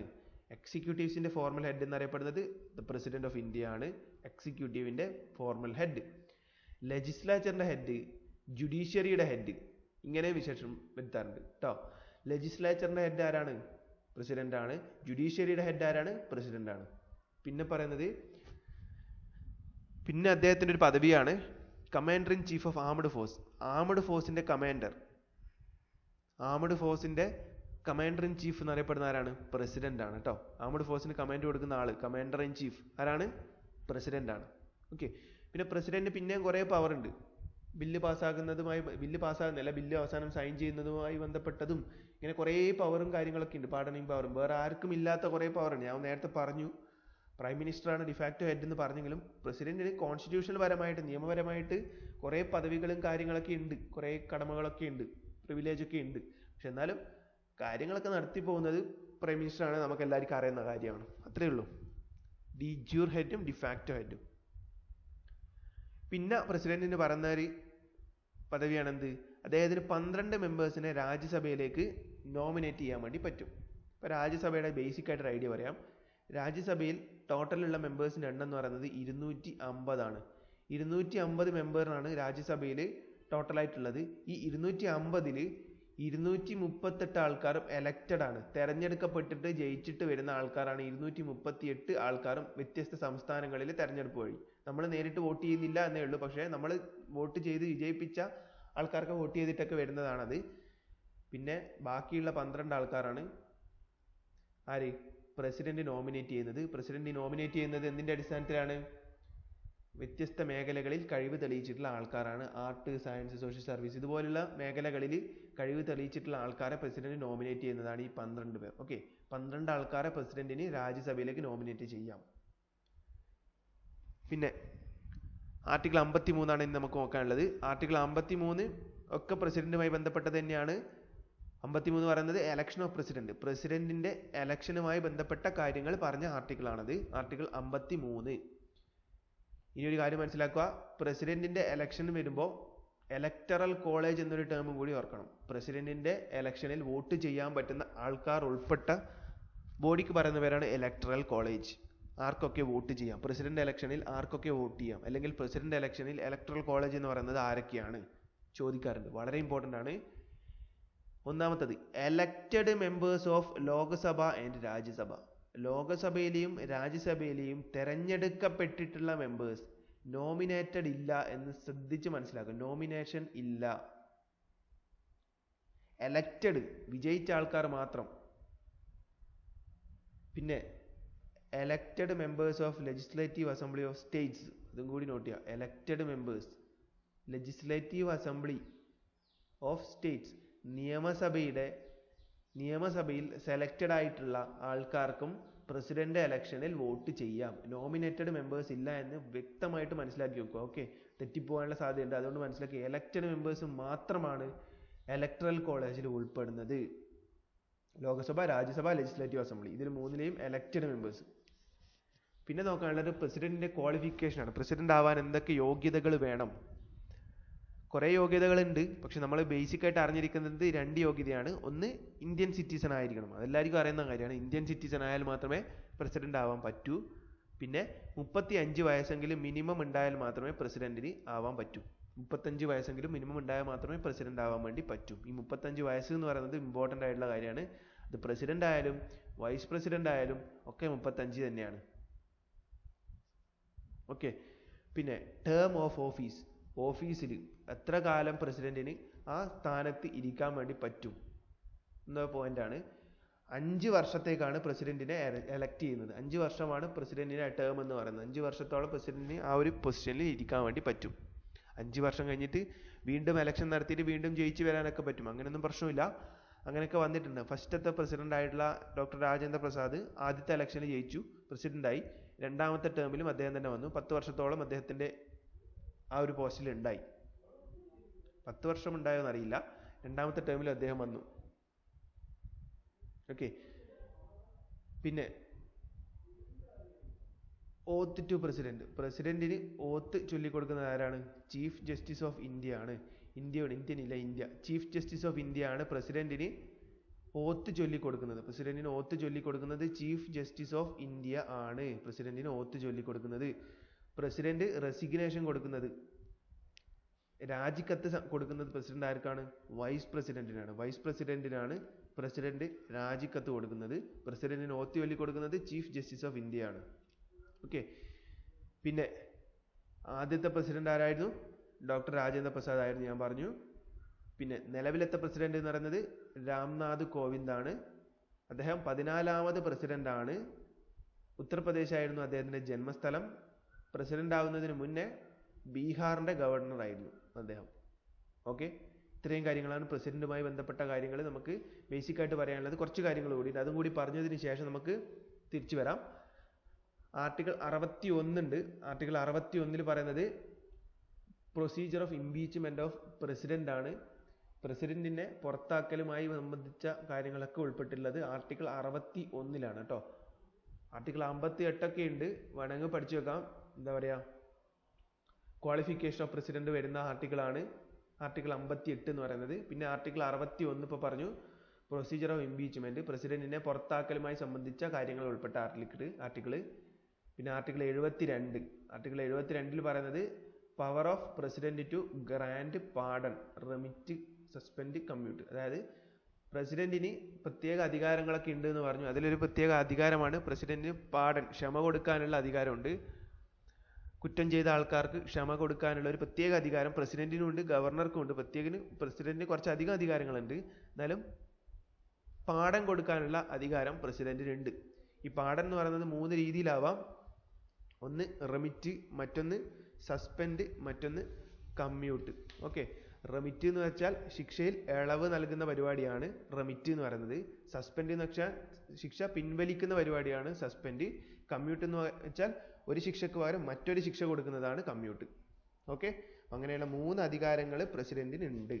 പാർഡണിങ് പവർ പേര് ഓർമ്മിച്ച് വെച്ചിട്ടില്ലെങ്കിലും ആർട്ടിക്കിൾ ഓർമ്മിച്ച് വെക്കുക. ആർട്ടിക്കിൾ 72 പ്രസിഡന്റിന്റെ പാർഡണിങ് പവറുമായി ബന്ധപ്പെട്ട കാര്യങ്ങൾ ഉൾപ്പെടുത്തിയിട്ടുള്ളത്. ക്ലിയർ? പിന്നെ വരുന്നത് ആർട്ടിക്കിൾ 123 അത് ആ ഒരു കാറ്റഗറിയിൽ വരുന്ന ആർട്ടിക്കിൾ അല്ല എങ്കിൽ കൂടി പ്രസിഡന്റിന്റെ ഒരു പവറിൽ വരുന്നതായതുകൊണ്ട് തന്നെ ആർട്ടിക്കിൾ 123 കൂടി നമ്മൾ നോക്കി വെക്കണം. ആർട്ടിക്കിൾ 123 പറയുന്നത് എന്താണ്? Ordinance power of president. പ്രസിഡന്റിന് ഓർഡിനൻസ് പുറപ്പെടുവിക്കാനുള്ള അവകാശമുണ്ട്. ഓർഡിനൻസ് വെച്ചാൽ എന്താണ്? ഓർഡിനൻസ് എന്ന് വെച്ചാൽ നമുക്കറിയാം, ഏതൊരു ബില്ലും ഏതൊരു നിയമവും നടപ്പിലാവണമെങ്കിൽ ലോകസഭ, രാജ്യസഭ ഇവയൊക്കെ പാസ്സാക്കിയിട്ട് ബില്ലായി മാറണം അല്ലേ? അതിനുശേഷമേ പ്രസിഡന്റിന്റെ കയ്യിൽ വരൂ. പക്ഷേ ഈ ലോകസഭ, രാജ്യസഭയൊന്നും നടക്കുന്നില്ല. അതിന്റെ സെഷനൊന്നും അല്ല ഇപ്പോൾ. സെഷനൊന്നും ഇല്ലാത്ത ഒരു കാലഘട്ടത്തിലൂടെയാണ് കടന്നു പോകുന്നത്. ആ സമയത്ത് പ്രസിഡന്റിന് ഏതെങ്കിലും ഒരു നിയമം അർജന്റായിട്ട് അടിയന്തരമായിട്ട് നടപ്പിലാക്കണമെന്നുണ്ടെങ്കിൽ എന്താണ്? ഓർഡിനൻസ് പ്രകാരം ആ നിയമം അങ്ങ് നടപ്പിലാക്കാം. അപ്പം അങ്ങനെ നടപ്പിലാക്കുമ്പോഴുള്ള ഇതെന്ന് വെച്ചാൽ അടുത്ത ഒരു സെഷനിൽ ലോകസഭയും രാജ്യസഭയൊക്കെ കൂടുമ്പോൾ ആ ഓർഡിനൻസ് ഉണ്ടല്ലോ, ആ ഓർഡിനൻസ് ലോകസഭ രാജ്യസഭയിലേക്ക് എത്തും. എന്നിട്ട് ആ ലോകസഭയും രാജ്യസഭയും അതൊക്കെ ഡിസ്കസ് ചെയ്തിട്ട് അത് ഓക്കെ ആണെങ്കിൽ അവർ പാസ്സാക്കും. അവർ പാസ്സായതിനു ശേഷം എന്താണ്? ചിലപ്പോൾ മുൻകാല പ്രാബല്യത്തോടെ, അതായത് ഓർഡിനൻസ് വഴി ആ നിയമം നടപ്പിലാക്കിയില്ല, ആ സമയം മുതൽ ആ നിയമം നിലവിലുണ്ട് എന്ന രീതിയിൽ പറഞ്ഞിട്ട് പാസ്സാവും. അഥവാ അവർ പാസ്സാക്കിയിട്ടില്ലെങ്കിൽ എന്താ സംഭവിക്കുക? പാസ്സാക്കിയിട്ടില്ലെങ്കിൽ ആ ഓർഡിനൻസ്, പ്രസിഡന്റ് പാസ്സാക്കിയ ഓർഡിനൻസ് നിലവിൽ വരില്ല, നിയമമാവില്ല. ഓക്കെ, പ്രസിഡന്റ് നടപ്പിലാക്കിയ ആ ഓർഡിനൻസ് നിയമമാവില്ല. ക്ലിയർ? അങ്ങനെയാണ്. ഇത്രയും കാര്യങ്ങളാണ് അതുമായി ബന്ധപ്പെട്ട് പറയാനുള്ളത്. പിന്നെ ഒരു കാര്യം മനസ്സിലാക്കുക, ലോകസഭ, രാജ്യസഭ വർഷത്തിൽ 3 തവണയാണ് സാധാരണ കൂടാറുള്ളത്. ഒന്ന് budget session, monsoon session, winter session. അതായത് മിനിമം 6 മാസത്തെ ഇടവിട്ടെങ്കിലും 2 സെഷൻ ഉണ്ടാവും എന്ന് ചുരുക്കം. 6 മാസം ഇടവിട്ടിട്ടെങ്കിലും 2 സെഷൻ മിനിമം ഉണ്ടായിരിക്കണം. അതിൽ കൂടുതൽ അതിൻ്റെ 2 സെഷൻ തമ്മിലുള്ള ഡ്യൂറേഷൻ വർദ്ധിക്കാൻ പാടില്ല, 6 മാസമെങ്കിലും വേണം. ഓക്കെ, പിന്നെ ഒരു ബില്ല് സഭയിൽ ഇട്ടിട്ടാകുമ്പം അത് 6 ആഴ്ച കൊണ്ടെങ്കിലും പാസ്സാവണം, അങ്ങനെയുണ്ട്. അപ്പം അതായത് ഒരു പ്രസിഡന്റ് ഓർഡിനൻസ് വഴി ഒരു നിയമം പാസ്സാക്കി. ഇപ്പം ഇന്നത്തേക്ക് പാർലമെന്റ് സെഷൻ കഴിഞ്ഞു. അപ്പം നാളെ പ്രസിഡന്റ് പറയുന്നു ഒരു ഓർഡിനൻസ് വഴി ഒരു നിയമം പാസ്സാക്കിയിട്ടുണ്ടെങ്കിൽ ആ നിയമത്തിന്റെ കാലാവധി എന്ന് പറയുന്നത് 6 മാസം. അടുത്ത സെഷൻ കൂടി 6 മാസം മാക്സിമം എടുക്കുന്ന സമയം, പ്ലസ് അത് സഭയിലേക്ക് ഇട്ട് കൊടുത്തതിന് ശേഷം അവിടെ പാസ്സാക്കാൻ എടുക്കുന്ന 6 ആഴ്ചയും, 6 മാസം 6 ആഴ്ച. ഓക്കെ, അത് പാസ്സാവുകയാണെങ്കിൽ കുഴപ്പമില്ല, പ്രസിഡന്റിന്റെ മുൻകാല പ്രാബല്യത്തോടു കൂടി പാസ്സാകും. പക്ഷെ പാസ്സായിട്ടില്ല, ഫെയിൽ ആവുകയാണെങ്കിൽ ആ നിയമം അടുത്തോടെ അവസാനിക്കും. അപ്പം അങ്ങനെയുള്ള ആ നിയമത്തിന്റെ മാക്സിമം കാലാവധി, അല്ലെങ്കിൽ ഓർഡിനൻസ് പ്രകാരം ഒരു നിയമത്തിന്റെ കാലാവധി എന്ന് പറയുന്നത് 6 മാസം 6 ആഴ്ചയാണ്. ഓക്കെ, ആ ഒരു നമ്പറും കൂടി ഒന്ന് ഓർത്ത് വെച്ചേക്കുക. 6 മാസം 6 ആഴ്ച ഓർഡിനൻസിന്റെ മാക്സിമം കാലാവധി. Article 1, 2, 3 ordinance. 1, 2, 3 ഓർഡറിലല്ലേ ഉള്ളത്, 1, 2, 3 അതുകൊണ്ട് ഓർഡിനൻസ്. ഇനി പ്രസിഡന്റിന്റെ വേറൊരു പവറാണ് വീറ്റോ പവർ. പ്രസിഡന്റിന് വീറ്റോ പവർ ഉണ്ട്. വീറ്റോ പവർ എന്ന് വെച്ചാൽ ഒരു ബില്ല് നടപ്പിലാക്കുമ്പോൾ ഞാൻ പറഞ്ഞു അവസാനം ലോകസഭയും രാജ്യസഭയൊക്കെ പാസ്സാക്കിയതിനു ശേഷം പ്രസിഡന്റിന്റെ കയ്യിൽ വരും. പ്രസിഡന്റിന്റെ ഒപ്പ് വെച്ചാലാണ് ബില്ല് നിയമമായി മാറുക. അപ്പം അങ്ങനെ പ്രസിഡന്റ് ഒപ്പ് വെക്കാതിരിക്കുന്ന കണ്ടീഷൻ, പ്രസിഡന്റ് ഒപ്പ് വെക്കാതിരിക്കാൻ വേണ്ടി പല കാരണങ്ങളുണ്ട്, അല്ലെങ്കിൽ ഒപ്പ് വെക്കണോ വേണ്ടതെന്നൊക്കെ തീരുമാനിക്കാൻ വേണ്ടിയിട്ടുള്ള സ്വാതന്ത്ര്യമുണ്ട്. അതിന് പറയുന്ന പേരാണ് വീറ്റോ പവർ. അങ്ങനെ 3 തരത്തിലുള്ള വീറ്റോ പവറാണ് നിലവിൽ ഇന്ത്യയിലുള്ളത്. ഒന്നാണ് സസ്പെൻസീവ് വീറ്റോ. സസ്പെൻസീവ് വീറ്റോ എന്ന് വെച്ചാൽ പ്രസിഡന്റിന് ഒരു ബില്ല് കിട്ടി, ആ ബില്ല് പ്രസിഡന്റ് എന്ത് ചെയ്യും, ഒപ്പുവെക്കാതെ തിരിച്ച് നേരെ ഒന്നും കൂടി അതിനെപ്പറ്റി ആലോചിക്കാൻ വേണ്ടി ലോക്സഭ രാജ്യസഭയിലേക്ക് വിടും, പാർലമെന്റിലേക്ക് വിടും. അങ്ങനെ വിടുമ്പോൾ ഒന്നുകിൽ പാർലമെന്റ് ഒന്നുകൂടി അത് നോക്കും, അല്ലെങ്കിൽ നോക്കാതെ തിരിച്ച് വീണ്ടും പ്രസിഡന്റിന്റെ കയ്യിലേക്ക് വരും. അങ്ങനെ ഒരു തവണ പോയി തിരിച്ച് പ്രസിഡന്റിന്റെ കയ്യിലേക്ക് വന്നാൽ പ്രസിഡന്റ് നിർബന്ധമായിട്ട് ഒപ്പുവെക്കണം. ഒപ്പുവെക്കാതെ പിന്നെ ഒന്നും ചെയ്യാണ്ടിരിക്കാൻ പറ്റില്ല, നിർബന്ധമായിട്ട് ഒപ്പുവെക്കേണ്ട ഒരു അവസ്ഥയിലേക്ക് എത്തും. കുറച്ച് കാലതാമസം ഉണ്ടാക്കാൻ വേണ്ടി പറ്റുന്നുണ്ട് അത് ചെയ്യുന്നതോടുകൂടി. അതാണ് അതിൻ്റെ ഒരു കാര്യം. പിന്നീട് അത് പോക്കറ്റ് വീറ്റ് ആണ്. പോക്കറ്റ് വീറ്റ് എന്ന് വെച്ചാൽ പ്രസിഡന്റ് എന്ത് ചെയ്യും, ആ ബില്ല് എന്ത് ചെയ്യും, ഒന്നും ചെയ്യില്ല. ബില്ല് റിജക്റ്റ് ചെയ്യില്ല, അക്സെപ്റ്റ് ചെയ്യില്ല, റാറ്റിഫൈ ചെയ്യില്ല, ഒന്നും ചെയ്യില്ല. നേരെ റിട്ടേൺ ചെയ്യുക പോലും ഇല്ല, ഒന്നും ചെയ്യില്ല, നേരെ അവിടെ വെക്കും എത്രയോ കാലം. ഇപ്പോൾ ചിലപ്പം ആ പ്രസിഡന്റ് മാറി അടുത്തൊരു പുതിയ പ്രസിഡന്റ് ഒക്കെ വന്നിട്ടാകുമ്പോൾ ചിലപ്പോൾ ആ ബില്ല് കാണും. അപ്പോൾ അദ്ദേഹം ചിലപ്പോൾ ഒപ്പുവെച്ചാൽ അത് അവിടെ നിയമമാവും. അതുവരെ അത് നിയമമാവില്ല. അതാണ് പോക്കറ്റ് വീറ്റോ. പിന്നെ ഒന്നുള്ളത് ആബ്സല്യൂട്ട് വീറ്റോ ആണ്. ആബ്സല്യൂട്ട് വീറ്റോ എന്താണ്, പ്രസിഡന്റ് ബില്ലിൽ സൈൻ ചെയ്യാതെ തടഞ്ഞു വെക്കുന്ന പരിപാടിയാണ് ആബ്സല്യൂട്ട് വീറ്റോ. അങ്ങനെ തടഞ്ഞു വെച്ചാൽ ആ ബില്ല് പുതിയ നിയമമാവില്ല. അങ്ങനെയും ചെയ്യാൻ വേണ്ടി പറ്റും. ഓക്കെ, അത്രയാണ് veto powers. Suspensive veto, pocket veto, absolute veto. പിന്നെ ഒരു വീറ്റോ പവർ കൂടി ഉണ്ട് ശരിക്കും പറഞ്ഞാൽ. അത് ഇന്ത്യയിൽ അങ്ങനെ ഒരു വീറ്റോ പവർ ഇല്ല. ആ വീറ്റോ പവറിൻ്റെ പേരാണ് ക്വാളിഫൈഡ് വീറ്റോ. അത് പഠിച്ചില്ലെങ്കിലും കുഴപ്പമില്ല, ചിലപ്പോൾ പഠിച്ചോ പ്രശ്നമില്ല. ചിലപ്പോൾ ഇങ്ങനെ ചോദിക്കും, 4 വീറ്റോ പവർ വരും, ഇതിൽ ഇന്ത്യയിൽ ഇല്ലാത്ത വീറ്റോ പവർ ഏതാണെന്ന് ചോദിക്കും. പക്ഷേ ഈ 3 അറിയാമെങ്കിൽ 4ാമത്തെ നമുക്ക് എലിമിനേറ്റ് ചെയ്യാം. സോ ഈ 3 ഇന്ത്യയിലെ veto powers: suspensive veto, pocket veto, absolute veto. ഇന്ത്യയിൽ ഇല്ലാത്ത വീറ്റോ പവറാണ് ക്വാളിഫൈഡ് വീറ്റോ. ഓക്കെ, ഇത്രയും കാര്യങ്ങൾ ഇതുമായി ബന്ധപ്പെട്ടിട്ട് പഠിച്ചേക്കാം.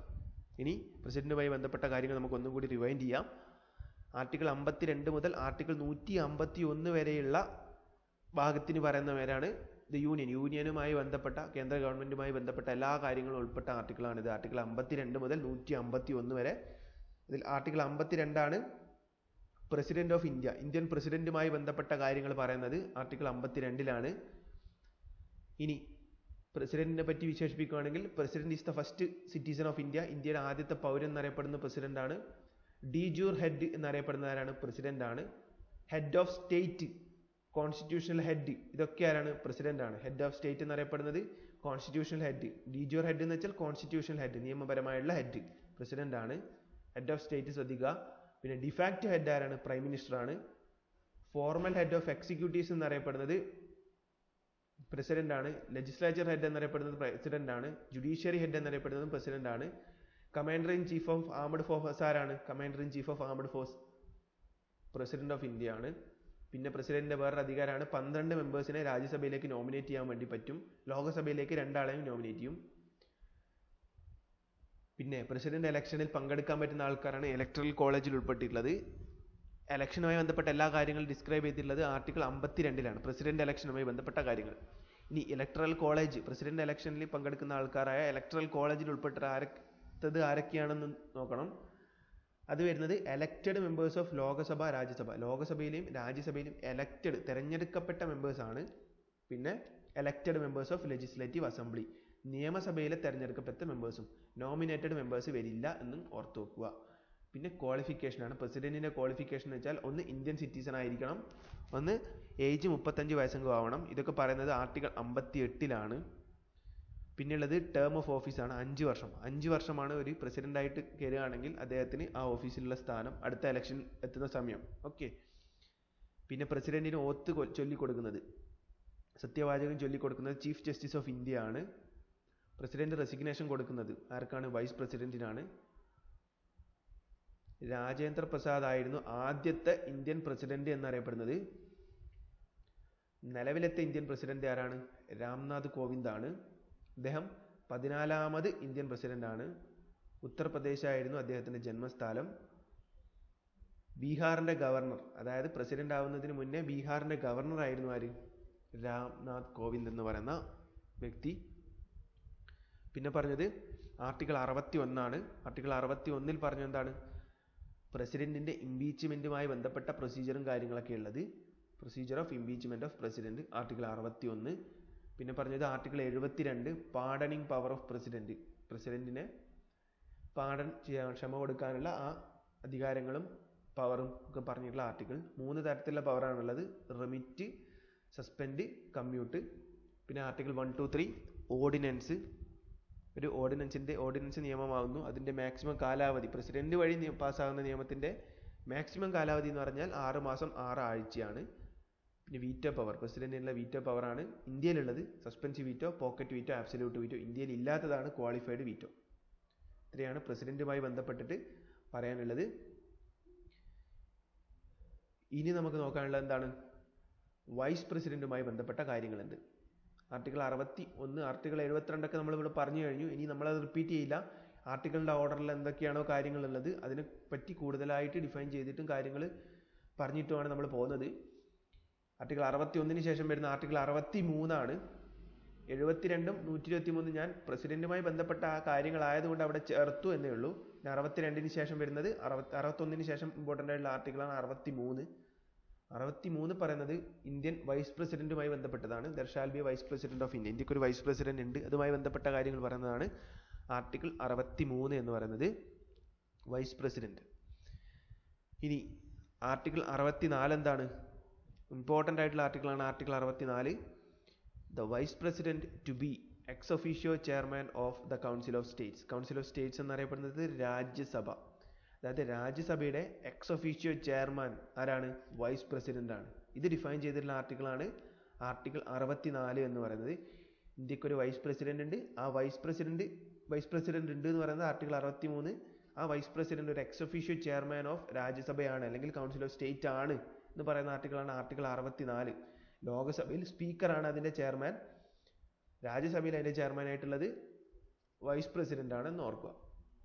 ഓക്കെ, സ്പീക്കറുടെ കാര്യങ്ങളൊക്കെ നമ്മൾ ആ ആർട്ടിക്കിൾ എത്തുമ്പോൾ, സ്പീക്കറുമായി ബന്ധപ്പെട്ട ആർട്ടിക്കിൾ എത്തുമ്പോൾ കൂടുതലായിട്ട് പറയും. ഇപ്പോൾ വൈസ് പ്രസിഡന്റിന്റെ കാര്യം ഓർക്കുക. രാജ്യസഭയുടെ ഹെഡ് അല്ലെങ്കിൽ രാജ്യസഭയുടെ ചെയർമാൻ എന്നറിയപ്പെടുന്നത് വൈസ് പ്രസിഡന്റ് ആണ്. പിന്നെ ആർട്ടിക്കിൾ 66 ആണ് പിന്നെയുള്ളത്. ആർട്ടിക്കിൾ 66 വൈസ് പ്രസിഡന്റുമായി ബന്ധപ്പെട്ട കാര്യങ്ങളാണ്. Election of vice president, vice പ്രസിഡന്റിന്റെ തെരഞ്ഞെടുക്കലുമായി ബന്ധപ്പെട്ടിട്ടുള്ള കാര്യങ്ങൾ പറയുന്ന ആർട്ടിക്കിളാണ് ആർട്ടിക്കിൾ 66 എന്നുള്ളത്. പിന്നെ വൈസ് പ്രസിഡന്റിന് കുറച്ച് ക്വാളിഫിക്കേഷൻ ഒക്കെ ആവണമെങ്കിൽ അത് പ്രസിഡന്റിന്റെ അതേ ക്വാളിഫിക്കേഷൻസ് ഒക്കെ തന്നെയാണ് നമുക്ക് പഠിക്കാനുള്ളത്. പഠിക്കാനില്ലാത്ത കുറച്ച് കാര്യങ്ങളുണ്ടാവും, അത് നോക്കണ്ട. ക്വാളിഫിക്കേഷൻ പ്രധാനമായിട്ട് സിറ്റിസൺ ഓഫ് ഇന്ത്യ ആവണം. പിന്നെ ഏജ് 35 വയസ്സെങ്കിലും ഉണ്ടാവണം. ഈ 35 വയസ്സാണ് ഇമ്പോർട്ടൻറ്റ്. പ്രസിഡന്റ് ആണെങ്കിലും വൈസ് പ്രസിഡന്റ് ആണെങ്കിലും 35 വയസ്സാണ് ആവാൻ ക്വാളിഫിക്കേഷൻ. പിന്നെ പ്രസിഡന്റ് ഇലക്ഷൻ്റെ ഈ വൈസ് പ്രസിഡന്റ് ഇലക്ഷൻ ഞാൻ പറഞ്ഞു. വൈസ് പ്രസിഡന്റ് ഇലക്ഷൻ 66ാമത് ആർട്ടിക്കിളാണ്.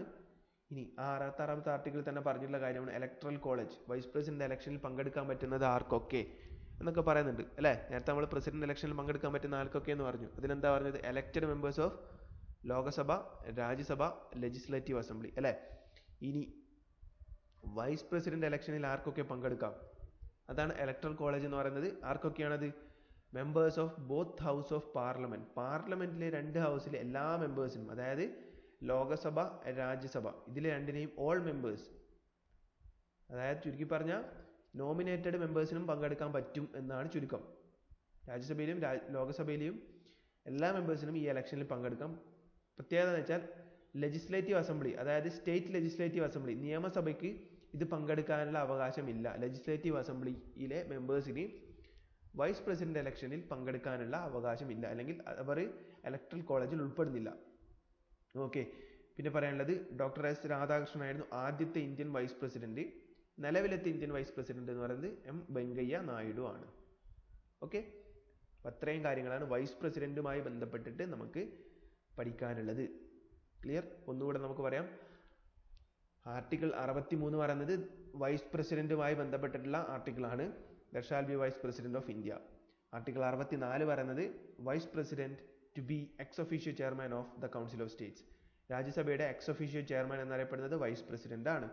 പിന്നെ ആർട്ടിക്കിൾ 66 എന്താണ് പറയുന്നത്? Election of vice president, vice പ്രസിഡന്റിന്റെ തെരഞ്ഞെടുപ്പുമായി ബന്ധപ്പെട്ട കാര്യങ്ങൾ. അത് പറയുമ്പോൾ തന്നെ അതിൽ ആർക്കൊക്കെ വോട്ട് ചെയ്യാം? അതാണ് ഇലക്ട്രൽ കോളേജ്. ആരൊക്കെയാണത്? Members of both house of parliament. പാർലമെന്റിലെ മെമ്പേഴ്സിന് മാത്രമേ പറ്റൂ. നോമിനേറ്റഡ് ആണെങ്കിലും എലക്റ്റഡ് ആണെങ്കിലും രണ്ടാൾക്കും പറ്റും. പാർലമെന്റ് മെമ്പേഴ്സ് മാത്രം, ലെജിസ്ലേറ്റീവ് അസംബ്ലിക്ക് പറ്റില്ല.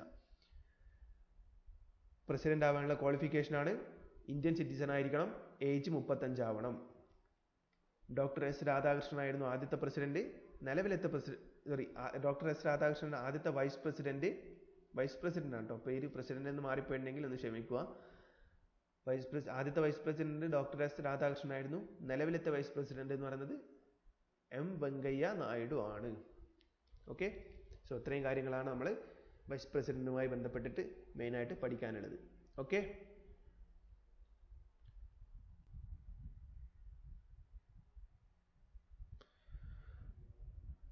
ആർട്ടിക്കിൾ 74, ആർട്ടിക്കിൾ 75 ഇത് രണ്ടും ഡീൽ ചെയ്യുന്നത് prime minister, council of ministers ഇവരെ കുറിച്ചുള്ള ഡീറ്റെയിൽസ് ആണ് ഈ രണ്ട് ആർട്ടിക്കിൾസും കാര്യമായിട്ട് ഡീൽ ചെയ്യുന്നത്. നമ്മൾ പ്രസിഡന്റ് പറഞ്ഞു, വൈസ് പ്രസിഡന്റ് പറഞ്ഞു, അപ്പോൾ അതിനിടയിൽ എന്താ പ്രൈം മിനിസ്റ്റർ പറയാത്തത് എന്ന് ചോദിക്കുന്നവരുണ്ടാവും. പക്ഷേ കോൺസ്റ്റിറ്റ്യൂഷൻ പ്രകാരം ആർട്ടിക്കിൾ 74, 75 പ്രൈം മിനിസ്റ്ററും കൗൺസിൽ ഓഫ് മിനിസ്റ്ററെ കുറിച്ച് പറയുന്നത്. അവരെക്കുറിച്ച് കൂടുതലായിട്ട് പറയേണ്ട ആവശ്യം വരുന്നില്ല, കാരണം അങ്ങനെ ഡീറ്റെയിൽ ആയിട്ട് വേറെ ഒന്നും ചോദിക്കാറില്ല. അതുകൊണ്ട് തന്നെ നമ്മൾ കൂടുതലായിട്ട് കാര്യങ്ങളൊന്നും അവരെപ്പറ്റി പറയുന്നില്ല. ഇനി നമുക്ക് നോക്കാനുള്ളത് ആർട്ടിക്കിൾ 76. ആർട്ടിക്കിൾ 76 സാധാരണയായിട്ട് പറയാറ് അറ്റോർണി ജനറലിനെ കുറിച്ചിട്ടാണ്. അറ്റോർണി ജനറൽ നിങ്ങൾ കേട്ടിട്ടുണ്ടാവും. അറ്റോർണി ജനറൽ സാധാരണ പറയാറ് ആദ്യത്തെ law officer of India government. India ഗവൺമെൻറ്റിൻ്റെ ഫസ്റ്റ് ലോ ഓഫീസർ എന്നറിയപ്പെടുന്നത് അറ്റോർണി ജനറൽ ആണ്. ഓക്കെ, ഇന്ത്യ ഗവൺമെൻറ്റിൻ്റെ ഫസ്റ്റ് ലോ ഓഫീസറാണ് അറ്റോർണി ജനറൽ. പിന്നെ അദ്ദേഹത്തിൻ്റെ പ്രധാനപ്പെട്ട ഫംഗ്ഷൻ എന്ന് പറയുന്നത് who gives advice on legal matters and performs other duties of a legal character as assigned to him by the president. President assign ചെയ്തിരിക്കുന്നത് പ്രകാരം അദ്ദേഹം ലീഗൽ മാറ്റേഴ്സിന് സെൻട്രൽ ഗവൺമെൻറ്, കേന്ദ്ര ഗവൺമെൻറ്റിന് അഡ്വൈസ് കൊടുക്കുന്നു. എന്തെങ്കിലും ലീഗലായിട്ടുള്ള പ്രശ്നങ്ങളൊക്കെ ഉണ്ടെങ്കിൽ ഇതിലിങ്ങനെ ചെയ്താൽ മതി, ഇങ്ങനെയുള്ള കാര്യങ്ങളൊക്കെ അഡ്വൈസ് കൊടുക്കുക. ഇതാണ് മെയിനായിട്ട് അറ്റോർണി ജനറലിൻ്റെ ഫംഗ്ഷൻ. സെൻട്രൽ ഗവൺമെൻറ്റിന് വേണ്ടി വാദിക്കുന്ന ആൾ, അങ്ങനെ പറയാം ചുരുക്കി പറഞ്ഞാൽ, കോടതിയിൽ. ഓക്കെ, ഞാൻ പറഞ്ഞു അറ്റോർണി ജനറലിനെ അപ്പോയിൻറ്റ് ചെയ്യുന്നത് ആരാണ്? പ്രസിഡന്റ് ആണ്. പിന്നെ അറ്റോർണി ജനറലിൻ്റെ ടെന്യൂർ, എത്ര കാലം ഓഫീസിൽ ഉണ്ടാവണമെന്ന് തീരുമാനിക്കുന്നത് പ്രസിഡന്റ് ആണ്. അല്ലാതെ ഇത്ര ടേം, 5 വർഷം 6 വർഷം എന്ന് പറയാൻ പറ്റില്ല. എത്ര കാലമാണ് പ്രസിഡന്റിന് അദ്ദേഹത്തെ തുടരണമെന്ന് ആഗ്രഹിക്കുന്നത് അത്രയും കാലം അറ്റോർണി ജനറൽ തുടരും. ദ പ്ലഷർ ഓഫ് പ്രസിഡന്റ്, പ്രസിഡന്റിന് എത്ര കാലമാണോ വേണ്ടത് അത്രയും കാലം. ഓക്കെ, പിന്നെ അറ്റോർണി ജനറലിൻ്റെ പറയാനുള്ളതെന്ന് വെച്ചാൽ അറ്റോർണി ജനറൽ ക്യാബിനറ്റ് മെമ്പർ അല്ല, പാർലമെന്ററി മെമ്പറും അല്ല. പക്ഷേ അറ്റോർണി ജനറലിന് പാർലമെന്റിൽ സംസാരിക്കാനുള്ള അവകാശമുണ്ട്, പക്ഷെ വോട്ട് ചെയ്യാനുള്ള അവകാശമൊന്നുമില്ല. പാർലമെന്റിൽ അദ്ദേഹത്തിന് സംസാരിക്കാം, പക്ഷെ വോട്ട് ചെയ്യാനുള്ള അവകാശമില്ല. ക്യാബിനറ്റ് മെമ്പറുമല്ല. ഇത്രയും കാര്യങ്ങളാണ് അറ്റോർണി ജനറലുമായി ബന്ധപ്പെട്ട് പറയാനുള്ളത്. ഓക്കെ, പിന്നെ നമുക്ക് നോക്കേണ്ടത് article 79 article 79 constitution of parliament, പാർലമെന്റുമായി ബന്ധപ്പെട്ടിട്ട് അതിൻ്റെ രൂപീകരണവുമായി ബന്ധപ്പെട്ടിട്ട് ഉള്ള കാര്യങ്ങൾ ഡിസ്കസ് ചെയ്തിട്ടുള്ള ആർട്ടിക്കിളാണ് ആർട്ടിക്കിൾ 79 എന്ന് പറയുന്നത്. നമുക്കറിയാം നമ്മുടെ പാർലമെന്റിൽ എന്ന് വെച്ചാൽ 2 ഹൗസ് ഉണ്ട്. ഏതൊക്കെ? ഒന്ന് രാജ്യസഭ, മറ്റൊന്ന് ലോകസഭ. 2 ഹൗസാണുള്ളത് പാർലമെന്റിൽ. അപ്പം അതുകൊണ്ട് തന്നെ 2 ഹൗസുള്ളതുകൊണ്ട് തന്നെ അതിന് പറയുന്നത് ബൈ ക്യാമറലിസം. 2 ഹൗസിൽ നിന്നാണ് നിയമങ്ങളും കാര്യങ്ങളൊക്കെ, ബില്ലും കാര്യങ്ങളൊക്കെ പാസ്സായി വരുന്നത്. അതുകൊണ്ടാണ് ബൈ ക്യാമറലിസം എന്ന് വിളിക്കുന്നത്. ഇനി പാർലമെന്റ് എന്ന് പറഞ്ഞാൽ എന്തൊക്കെ ചേർന്നതാണ് എന്ന് ചിലപ്പോൾ ചോദിക്കാറുണ്ട്. പാർലമെന്റ് എന്ന് പറഞ്ഞാൽ എന്തൊക്കെ ചേർന്നതാണ്? രാജ്യസഭയുണ്ട്, അതിൽ ലോകസഭയുണ്ട്, പിന്നെ പ്രസിഡന്റും. രാജ്യസഭയും ലോകസഭയും പ്രസിഡന്റും ചേർന്നതാണ് പാർലമെന്റ് എന്ന് പറയുന്നത്. ലൂട്ടൻസ് ബേക്കർ എന്ന് വെച്ചാൽ പാർലമെന്റിന്റെ ആർക്കിടെക്ചർ എന്ന് പറയുന്നത് ലൂട്ടൻസും ബേക്കറുമാണ്. ഇത്രയും കാര്യങ്ങളാണ് ബേസിക് ആയിട്ട് പാർലമെന്റിനെ കുറിച്ച് പറയാനുള്ളത്. ഇനിയിപ്പോൾ ലോകസഭയും രാജ്യസഭയും പാർലമെന്റ് ടേംസും ഇതൊക്കെ നമുക്ക് ഇതിൻ്റെ കൂടെ തന്നെ അടുപ്പിച്ച് തന്നെ പഠിക്കാം. നമുക്ക് ഈ ഒരു സ്ലൈഡിൽ പറഞ്ഞിട്ടുള്ള കാര്യങ്ങൾ ഒന്നുകൂടെ ഒന്ന് റിവൈൻഡ് ചെയ്ത് നോക്കാം. ആർട്ടിക്കിൾ 74, 75 ഇത് രണ്ടും ഡീൽ ചെയ്യുന്നത് പ്രൈം മിനിസ്റ്ററും കൗൺസിൽ ഓഫ് മിനിസ്റ്റേഴ്സും ഇതുമായി ബന്ധപ്പെട്ടിട്ടുള്ള കാര്യങ്ങളാണ്. പിന്നെ ആർട്ടിക്കിൾ 76 എന്ത് പറയുന്നത്? Attorney general for India. Attorney ജനറലുമായി ബന്ധപ്പെട്ടിട്ടുള്ള കാര്യങ്ങൾ ഡിസ്കസ് ചെയ്തിട്ടുള്ളത് ആർട്ടിക്കിൾ 76. അറ്റോർണി ജനറലിനെ കുറിച്ച് പറയുകയാണെങ്കിൽ attorney general is the first law officer of the government of India. India ഗവൺമെന്റിന്റെ ആദ്യത്തെ ലോ ഓഫീസർ എന്നറിയപ്പെടുന്നത് അറ്റോർണി ജനറൽ ആണ്. അദ്ദേഹത്തിന്റെ പ്രധാനപ്പെട്ട ഫംഗ്ഷൻ എന്ന് പറയുന്നത് give advice on legal matters to central government, perform other duties of legal character as assigned to him by the president. President assign ചെയ്ത പ്രകാരമുള്ള ലീഗൽ ആയിട്ടുള്ള കാര്യങ്ങളൊക്കെ ചെയ്യുക. അതാണ് അറ്റോർണി ജനറലിന്റെ പ്രധാനപ്പെട്ട ഫംഗ്ഷൻ. അപ്പോയിന്റ് ചെയ്യുന്നത് പ്രസിഡന്റ് ആണ്. ടെന്യൂർ എന്ന് പറയുന്നത് പ്രസിഡന്റിന്റെ ഇഷ്ടത്തോളം പ്രസിഡന്റ് എത്ര കാലമാണോ വേണ്ടത് അത്രയും കാലമാണ് അറ്റോർണി ജനറൽ ഓഫീസിൽ തുടരുക. Attorney general is not a member of the cabinet member അല്ല. പിന്നെ പറഞ്ഞത് ആർട്ടിക്കിൾ 79 കുറിച്ചാണ്. ആർട്ടിക്കിൾ 79 കോൺസ്റ്റിറ്റ്യൂഷൻ ഓഫ് പാർലമെന്റ് ആണ്. പാർലമെന്റ് രൂപീകരണവുമായി ബന്ധപ്പെട്ട കാര്യങ്ങളാണ് ഉൾപ്പെട്ടത് എന്ന് പറഞ്ഞു. പാർലമെന്റ് എന്ന് വെച്ചാൽ ബൈക്യാമറലിസം ആണ്. രാജ്യസഭയും ലോകസഭയും ഉണ്ട്. പാർലമെന്റിൽ ഉൾപ്പെടുന്നതാണ് രാജ്യസഭ, ലോകസഭ, പ്രസിഡന്റ്. പിന്നെ ലൂട്ടൻസ് ആൻഡ് ബേക്കർ ഇവർ രണ്ടുപേരുമാണ് പാർലമെന്റിന്റെ ആർക്കിടെക്റ്റ് എന്ന് പറയുന്നത്. ക്ലിയർ? ഇനി നമുക്ക് അടുത്ത ആർട്ടിക്കിളിലേക്ക് പോവാം. ആർട്ടിക്കിൾ 80 ആണ് ഇനി പറയാനുള്ളത്. ആർട്ടിക്കിൾ 80 ഉൾപ്പെടുന്നത് എന്ന് വെച്ചാൽ composition of the council of states. Council of States എന്ന് വെച്ചാൽ രാജ്യസഭയുടെ കോമ്പോസിഷൻ, രാജ്യസഭയുമായി ബന്ധപ്പെട്ട എല്ലാ കാര്യങ്ങളും ഉൾപ്പെട്ടിട്ടുള്ള ആർട്ടിക്കിളാണ് ആർട്ടിക്കിൾ 80 എന്ന് പറയുന്നത്. അപ്പോൾ നമ്മൾ രാജ്യസഭയെ കുറിച്ച് പറഞ്ഞ സ്ഥിതിക്ക് രാജ്യസഭയെ കുറിച്ച് കുറച്ച് എന്തൊക്കെയാണ് വരാറുള്ളത് അതൊക്കെ ഉൾപ്പെടുത്തിയിട്ട് കാര്യങ്ങൾ പറയാം. രാജ്യസഭ എന്ന് പറയുന്നത് അപ്പർ ഹൗസ് എന്നൊരു വിശേഷണം കൂടിയിട്ട് രാജ്യസഭക്ക്. Council of states, Rajya Sabha, upper house ഇതൊക്കെ ഒന്ന് തന്നെയാണ് കേട്ടോ. രാജ്യസഭക്ക് പറയുന്ന വേറെ വിശേഷങ്ങളാണ് council of states, upper house എന്ന വിശേഷണം. നോക്കൂ, ആലോചിക്കാൻ വേണ്ടി ഇങ്ങനെ ആലോചിച്ചാൽ മതി. നമുക്കറിയാം രാജ്യസഭയിലെ മെമ്പേഴ്സിന്റെ എണ്ണം എപ്പോഴും ലോകസഭയുടെ മെമ്പേഴ്സിനേക്കാളും കുറവായിരിക്കും എന്ന് അറിയാലോ. കുറച്ച് ആൾക്കാരല്ലേ ഉള്ളൂ. രാജ്യസഭയിൽ 250 ആളല്ലേ ഉള്ളൂ, ലോകസഭയിൽ അതിൽ കൂടുതലുണ്ടല്ലോ. അപ്പം ഒരു 2 നില കെട്ടിടമാണെങ്കിൽ രണ്ടാമത്തെ നിലയിൽ കുറച്ച് ആൾക്കാരെ മാത്രം വെച്ചാലല്ലേ ആ ബിൽഡിംഗ് പൊളിഞ്ഞു വീഴാതെ നിൽക്കൂ. മുകളിലത്തെ നിലയിൽ അധികം ആൾക്കാർ വരികയാണെങ്കിൽ ബിൽഡിംഗ് പൊളിഞ്ഞു വീഴുമല്ലോ. അതുകൊണ്ട് മുകളിലത്തെ നിലയിൽ രാജ്യസഭയും താഴത്തെ നിലയിൽ ലോകസഭയുമാണ്. അതായത് അപ്പർ ഹൗസ് മുകളിലത്തെ ഹൗസ് രാജ്യസഭ, ലോവർ ഹൗസ് എന്ന് പറയുന്നത് ലോകസഭ, അല്ലെങ്കിൽ ലോക്സഭ എൽ ഇവിടെ എല്ലിന് അതായത് ലോക്സഭ ലോവർ ഹൗസ്, അങ്ങനെ പഠിച്ചാലും മതി. ഓക്കെ. പിന്നെ വേറൊരു ഇമ്പോർട്ടൻ്റ് ആയിട്ടുള്ള കാര്യമാണ് രാജ്യസഭയിലെ ആദ്യത്തെ മീറ്റിംഗ് കോൺസ്റ്റിറ്റ്യൂട്ട് ചെയ്യുന്നത്. ആദ്യമായിട്ട് രാജ്യസഭയിൽ മീറ്റിംഗ് നടക്കുന്നത് എന്നാണ്? 1952 മെയ് 13. 1952 മെയ് 13 ആദ്യമായിട്ട് രാജ്യസഭയിൽ മീറ്റിംഗ് കോൺസ്റ്റിറ്റ്യൂട്ട് ചെയ്യുന്നത്. ഈ വർഷം എന്തായാലും നിർബന്ധമായിട്ട് ഓർക്കുക. ഡേറ്റും ഓർമ്മിക്കാൻ പറ്റുവാണെങ്കിൽ വളരെ നല്ലത്. 1952 മെയ് 13. പിന്നെ പറയാനുള്ളത് രാജ്യസഭയിലെ ടോട്ടൽ സ്ട്രെങ്ത്, മാക്സിമം കപ്പാസിറ്റി എത്ര ആൾക്കാരെ മാക്സിമം കൊള്ളും ചോദിച്ചാൽ 250 എന്ന് പറയണം. അത് ഞാൻ നേരത്തെ പറഞ്ഞതാണ്. 250 മെമ്പേഴ്സാണ് ടോട്ടൽ സ്ട്രെങ്ത് എന്ന് പറയുന്നത്. അതിൽ 238 ആൾക്കാർ എലക്റ്റഡ് ആയിട്ട് വരുന്നതാണ്, തെരഞ്ഞെടുപ്പിലൂടെ വരുന്നതാണ്. ബാക്കി 12 പേർ നോമിനേഷൻ വഴി വരുന്നതാണ്. ഓക്കെ. പ്രസിഡന്റ് നോമിനേറ്റ് ചെയ്യുന്ന കാര്യം നേരത്തെ പറഞ്ഞു. 12 പേരെയാണ്. 12 പേരെ പ്രസിഡന്റ് നോമിനേറ്റ് ചെയ്യുന്നത് വ്യത്യസ്ത മേഖലകളിൽ കഴിവ് തെളിയിച്ച ആൾക്കാരാണ്. Literature, science, art and social service ഇത്രയും മേഖലകളിലൊക്കെ കഴിവ് തെളിയിച്ചിട്ടുള്ള പ്രമുഖ വ്യക്തികളെയാണ് പ്രസിഡന്റ് നോമിനേറ്റ് ചെയ്യുന്നത് രാജ്യസഭയിലേക്ക്. ഓക്കെ. പിന്നെ ഈ രാജ്യസഭയുടെ ചെയർമാൻ എന്ന് പറയുന്നത് കാര്യങ്ങളൊക്കെ ഓർഡറിലും നീറ്റായിട്ടും കാര്യങ്ങളൊക്കെ ഡീൽ ചെയ്യുന്ന ആള് എന്ന് പറയുന്ന ആരാണ്? വൈസ് പ്രസിഡന്റ് ആണ്. അല്ലെങ്കിൽ ചെയർമാൻ എന്ന് പറയുന്ന ആരാണ്? വൈസ് പ്രസിഡന്റ് ആണ്. Vice president is ex officio chairman of the Rajya Sabha. നമ്മൾ ആർട്ടിക്കിൾ പഠിച്ചിട്ടുണ്ട്. ഓക്കെ. പിന്നെ ഷെഡ്യൂൾ 4 എന്ത് പറയുന്നത്? രാജ്യസഭയുടെ സീറ്റ് അലോക്കേഷനുമായി ബന്ധപ്പെട്ട് ഓരോ സംസ്ഥാനത്തിനും ഇത്ര മെമ്പേഴ്സാണ് രാജ്യസഭയിലേക്ക് പോവുക. ഇതുമായി ബന്ധപ്പെട്ട കാര്യങ്ങൾ പറയുന്നതാണ് ഷെഡ്യൂൾ 4 ശ്രദ്ധിക്കുക. ഷെഡ്യൂളുമായി ബന്ധപ്പെട്ട ക്ലാസ്സൊന്നും നമ്മൾ ഇവിടെ ചെയ്തിട്ടില്ല. ഇനി വരുന്ന ക്ലാസ്സുകളിലൊക്കെ അതും അമെൻമെന്റും ഇതൊക്കെ ചെയ്യും. പക്ഷെ അത് നോക്കണ്ട, അതൊക്കെ കവർ ചെയ്തിട്ടേ നമ്മൾ ഇത് അവസാനിപ്പിക്കൂ. ഷെഡ്യൂൾ 4 നിങ്ങൾ ഓർമ്മിച്ച് വെക്കുക. 4 എന്ന് പറയുന്നത് എന്താ പറയുക? ഒരു ചെയർ എടുക്കുകയാണെങ്കിൽ ഒരു ചെയറിൽ 4 കാലുകളാണല്ലോ ഉണ്ടാവുക. ചെയറിൽ 4 കാലുകളാണ് ഉണ്ടാവുക അല്ലേ?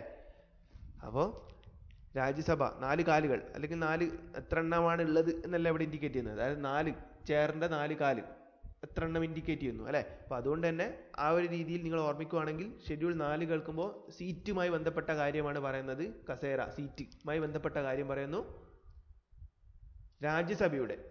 ഓക്കെ. പിന്നെ പറയാനുള്ളത് രാജ്യസഭ എന്ന് പറയുന്നത് ഒരു പെർമനന്റ് ബോഡിയാണ്. അതൊരിക്കലും ഡിസോൾവ് ചെയ്യില്ല. എന്ന് വെച്ചാൽ ഡിസോൾവ് അല്ല, എന്താ പറയുക, ഒരിക്കലും പിരിച്ചു വിടില്ല, അങ്ങനെ പറയാം. പെർമനന്റ് ആയിട്ടുള്ള ബോഡിയാണ്. കാരണം രാജ്യസഭയിലേക്ക് ഒരു മെമ്പറെ നോമിനേറ്റ് ചെയ്തു അല്ലെങ്കിൽ എലക്റ്റഡ് ആയി പോവുകയാണെങ്കിൽ അദ്ദേഹത്തിന്റെ 6 വർഷം അവിടെ 6 വർഷം, ശ്രദ്ധിക്കുക, 6 വർഷം കേട്ടോ, 5 വർഷമല്ല, 6 വർഷം രാജ്യസഭയുടെ MP ആയിട്ട് അദ്ദേഹം നിൽക്കും. അതിനുശേഷം അദ്ദേഹം രാജിവെക്കും, എന്നിട്ട് പുതിയ ആൾ വരും. അങ്ങനെയാണ് സംഭവിക്കാറ്. പക്ഷെ ഇതിന്റെ ഫോർമാറ്റ് എന്താണെന്ന് വെച്ചാൽ ഒരിക്കലും പെർമനന്റ് ആയിട്ട് രാജ്യസഭ കംപ്ലീറ്റ് ആയിട്ട് അങ്ങ് അവസാനിക്കില്ല. പുതിയ ബോഡി പുതിയതായിട്ട് 250 ആൾക്കാരെ സെലക്ട് ചെയ്യില്ല. ഓരോ 2 വർഷം കഴിയുന്നതിനനുസരിച്ചിട്ട് 1/3 ആൾക്കാർ, രാജ്യസഭയുടെ ടോട്ടൽ സ്ട്രെങ്ത്തിന്റെ 1/3 ആൾക്കാർ രാജിവെക്കും. പകരം പുതിയ 1/3 ആൾക്കാർ ചേരും. അങ്ങനെയാണ് ഉണ്ടാവുക. അപ്പോൾ അവർ പുതിയ വരുന്ന ആൾക്കാർക്ക് 6 വർഷം ഉണ്ട്. അപ്പോൾ അങ്ങനെ ഓരോ 2 വർഷം കഴിയുന്നതിന് 1/3 മെമ്പേഴ്സ് രാജിവെച്ചിട്ട് പുതിയ ആൾക്കാർ വരും. അതുകൊണ്ട് തന്നെ ഇതിനെ പെർമനന്റ് ബോഡി ആയിട്ടാണ് കാണാറ്. ലോകസഭ പെർമനന്റ് ബോഡി അല്ല. 5 വർഷം കഴിഞ്ഞാൽ ലോകസഭ പിരിച്ചുവിടും. ഓക്കെ, അപ്പം അത്രയും കാര്യങ്ങളാണ് അതിൽ പറയാനുള്ളത്. പിന്നെ ഒരു കാര്യം കൂടി, രാജ്യസഭ മെമ്പർ ആവണമെങ്കിലുള്ള ഏജ്, വയസ്സ് എന്ന് പറയുന്നത് എത്രയാണ്? 30 വയസ്സാണ്. 30 വയസ്സുണ്ടെങ്കിൽ മാത്രമേ രാജ്യസഭ മെമ്പർ ആവാൻ വേണ്ടി പറ്റുകയുള്ളൂ.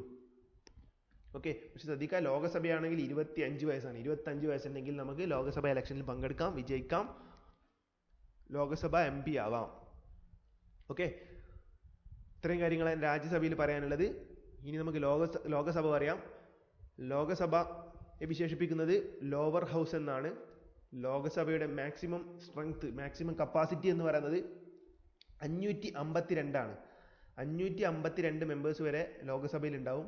ഈ 552-ൽ 530 പേർ വ്യത്യസ്ത സംസ്ഥാനങ്ങളിൽ നിന്ന്, നമ്മളെ സംസ്ഥാനങ്ങളിൽ നിന്നൊക്കെ തെരഞ്ഞെടുപ്പ് വിജയിച്ച് വരുന്നവരായിരിക്കും. ബാക്കിയുള്ള 20 പേരെന്ന് പറയുന്നത് യൂണിയൻ ടെറിട്ടറീസിലെ ഇലക്ഷൻ വഴി ജയിച്ചു വരുന്നവരായിരിക്കും. Union territory. പിന്നെ വരുന്ന 2 ആണ്. ഈ 2 ആൾക്കാർ പ്രസിഡന്റ് നോമിനേറ്റ് ചെയ്യുന്നവരും ആയിരിക്കും. അങ്ങനെ ടോട്ടൽ 552. 530 സ്റ്റേറ്റ് സെലക്ഷൻ, 20 പേര് യൂണിയൻ ടെറിട്ടറി, 2 പേര് നോമിനേഷൻ. ഇനി ശ്രദ്ധിക്കുക, ലോകസഭ കാര്യങ്ങളൊക്കെ ചെയർമാൻ എന്നറിയപ്പെടുന്നത്, അല്ലെങ്കിൽ ലോകസഭയുടെ എല്ലാ എന്താ പറയുക, ലോകസഭ മൊത്തത്തിൽ കൺട്രോൾ ചെയ്യാൻ വേണ്ടി നിയോഗിച്ചിട്ടുള്ള ആളാണ് സ്പീക്കർ എന്നറിയപ്പെടുന്നത്. ചെയർമാൻ എന്ന് പറയുന്നത് സ്പീക്കർ, ചുരുക്കി പറയാം സ്പീക്കർ. ഓക്കെ, ലോകസഭയുടെ സ്പീക്കർ. ഓക്കെ, അപ്പം ആദ്യത്തെ ലോകസഭയുടെ സ്പീക്കർ എന്നറിയപ്പെടുന്ന ആളാണ് GV മാവലങ്കാർ. GV മാവലങ്കാറാണ് ആദ്യത്തെ ലോകസഭാ സ്പീക്കർ. ഇത് ഇമ്പോർട്ടൻ്റ് ആണ്. പിന്നെ ആദ്യത്തെ deputy speaker MA Iyengar. GV മാവലങ്കാറും MA അയ്യങ്കാറുമാണ്. അതായത് സ്പീക്കർ ഇല്ലാത്ത സമയങ്ങളിൽ ഹെഡായിട്ട് നിൽക്കുന്ന ആളാണ് ഡെപ്യൂട്ടി സ്പീക്കർ എന്നറിയപ്പെടുന്നത്. അത് ആദ്യത്തെ ഡെപ്യൂട്ടി സ്പീക്കർ ആയിരുന്നു MA അയ്യങ്കാർ. നിലവിലത്തെ സ്പീക്കർ എന്നറിയപ്പെടുന്ന ആരാണ്? ഓം ബിർളയാണ് കേട്ടോ. ഓം ബിർളയാണ് ഇപ്പോഴത്തെ ലോകസഭ സ്പീക്കർ. ലോക്സഭയുടെ കാലാവധി ഞാൻ പറഞ്ഞു 5 വർഷമാണ്. പിന്നെ 25 വയസ്സാണ് ലോകസഭ മെമ്പർ ആവാനുള്ള ഏറ്റവും ചെറിയ പ്രായം. ഇത്രയും കാര്യങ്ങളാണ് ലോകസഭയിൽ നമുക്ക് മെയിനായിട്ട് പഠിക്കാനുള്ളത്. ക്ലിയർ? യെസ്.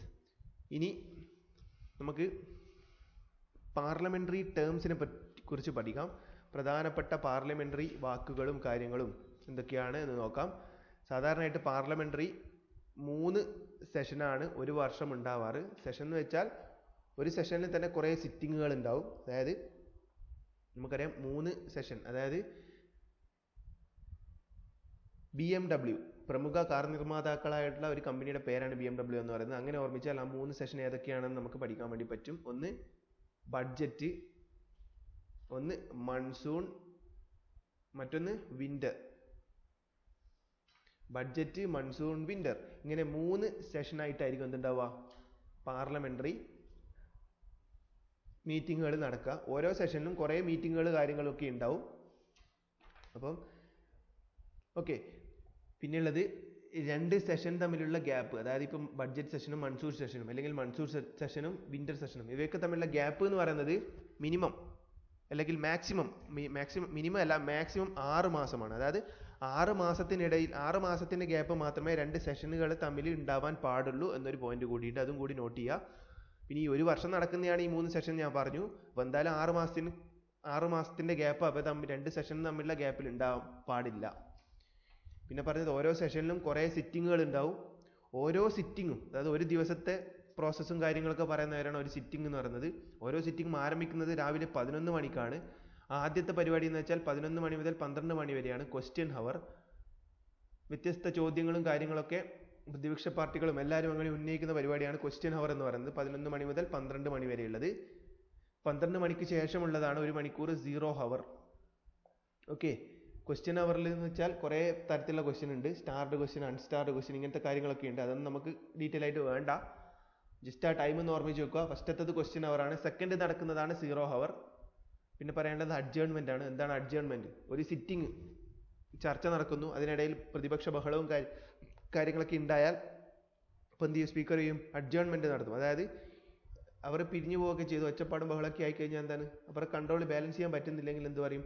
ഇന്നത്തെ സെഷൻ ഇവിടെ അവസാനിച്ചു, ഇനി അടുത്ത ദിവസം വന്നാൽ മതി, അല്ലെങ്കിൽ അടുത്ത ഞായറാഴ്ച വന്നാൽ മതി, ഞായറാഴ്ച അല്ല അടുത്ത ഏതെങ്കിലും ഒരു ദിവസം ഡേറ്റ് പറഞ്ഞിട്ട് വന്നാൽ മതി എന്ന് പറഞ്ഞിട്ട് പിരിയുന്നതാണ്.